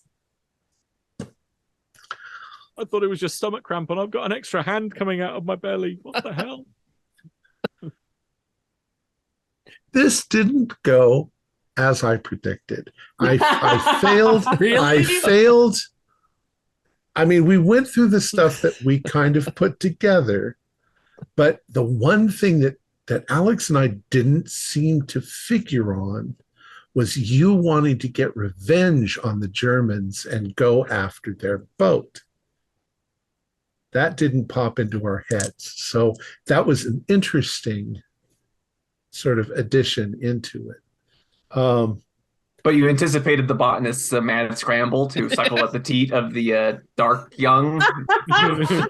No, we didn't anticipate that either. So I would say if you want to avoid that like detour, don't have the Germans destroy the boat because we needed the boat to get out. I kind of liked it. I kind of liked that detour. It makes good sense. So the original concept was have you have an encounter in Manaus. Alex liked the idea of a bar fight. We debated on whether to do the bar fight or not, but it was fun. You get on the boat. The Germans blow up your boat. You escape into the jungle and face certain dangers, and then you get either the tribe discovers you or you discover the tribe. They are obviously worshippers of Shub-Niggurath, but they worship her under the name Sumananeth, which the great spirit of nature. Their perspective is you've come out of the jungle, and therefore you must be a child of Sumananeth. They've never seen you before, but they've seen things come out of the jungle before, and they're always welcoming. So they were welcoming to you. And then from that point on, you were supposed to have a number of encounters looking around. You were supposed to maybe stumble into the sacred grove, get freaked out, desecrate them in some way if you'd have taken the golden orchids or whatever, and then all hell would break loose and you would be running for your lives trying to get out. So some of that happened, but the Germans, it added an extra layer to it. So criticism, what do you think? What could we add? What could we take out? The only thing I would suggest is when you pretty much you used the key word there. You assumed the players were going to do this when you got to the village. Never assume anything. Players are going to fuck everything up that you've got planned. Yeah, I would definitely sometimes in delightful ways. I would keep the boat. That was a lot of fun. Maybe that's the combat side speaking, but that was kind of a fun comeuppance for the. Was he really named Howl Ripper? What was his name? Hellriggle. Hellriggle. That's such a good name. That's so good. It was Holly and I this morning. I said, "You've got a rival. What will he be named?" You said Dirk, and then I just looked up evil villain last names, and it said Hell, which means the devil of a man. And I thought that's a good name. And then I made him German. It was German, so I thought, oh, good, I could do my evil German. Glad That's there's a it. lot of living up to people's names in this scenario. Hellriggle, Harbor. What was the name of our benefactor that got name dropped a couple of times there? Yeah. Diggleby. Lord Diggleby. Lord I'm quite Diggleby. pleased with all these orchids. Lord Papay Dickleby. Hey, Diggleby. God. Yeah, I think it turned out okay. I think that we can add stuff to it. I was afraid there were a couple of moments in there that I really didn't know what to do, so I just added this or that in. Those are the best times. Part of it was interesting to the communication. Is how do you communicate? Mm-hmm. Yes. I rolled to see if they would misunderstand. And at first they did misunderstand. They were like, do you want us to go there and get those guys and bring them back here? And then you guys can beat the shit out of them if you want, or sacrifice them to the great mother tree, or whatever. But you guys wanted to go, so you guys went. Having misunderstandings in terms of language barriers is more interesting rather than just going, oh, we don't know what you're saying. Just that kills action dead. And I think language barriers they're a particular hatred of mine in games. There are a number of tree funguses that do exactly what I said, where if you mark on them, they turn bright blue where you mark. In some areas, they sell them at, county fairs where they've done them almost like scrimshaw, where they've drawn pictures on these things. I mean, perhaps hard. If you have a way when you're like writing this up, like the more of the dark, I keep calling it a dark young, but that tree, the Shub-Niggurath tree, the more of its nectar or milk that you drink, I wonder if that enhances your ability to understand the villagers. Like there's this magical, you start ingesting their language as well. That is an insane pulp talent. The more like you automatically get that talent. Mm-hmm. The more of the mutagen you drink, the more you're able to convey through. Yeah.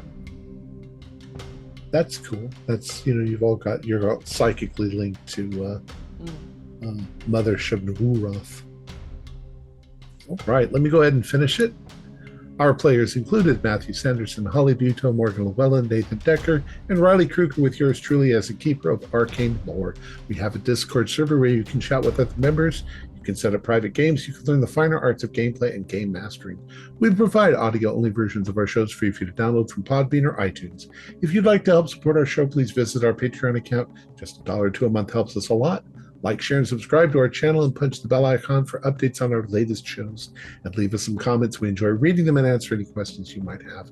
This is Thom Raley, together with all the members of our gaming club, inviting you to journey with us once again into the darkness for another adventure into the universe of H.P. Lovecraft and the Call of Cthulhu role-playing game, Pulp Cthulhu. Until next time, good luck, good gaming.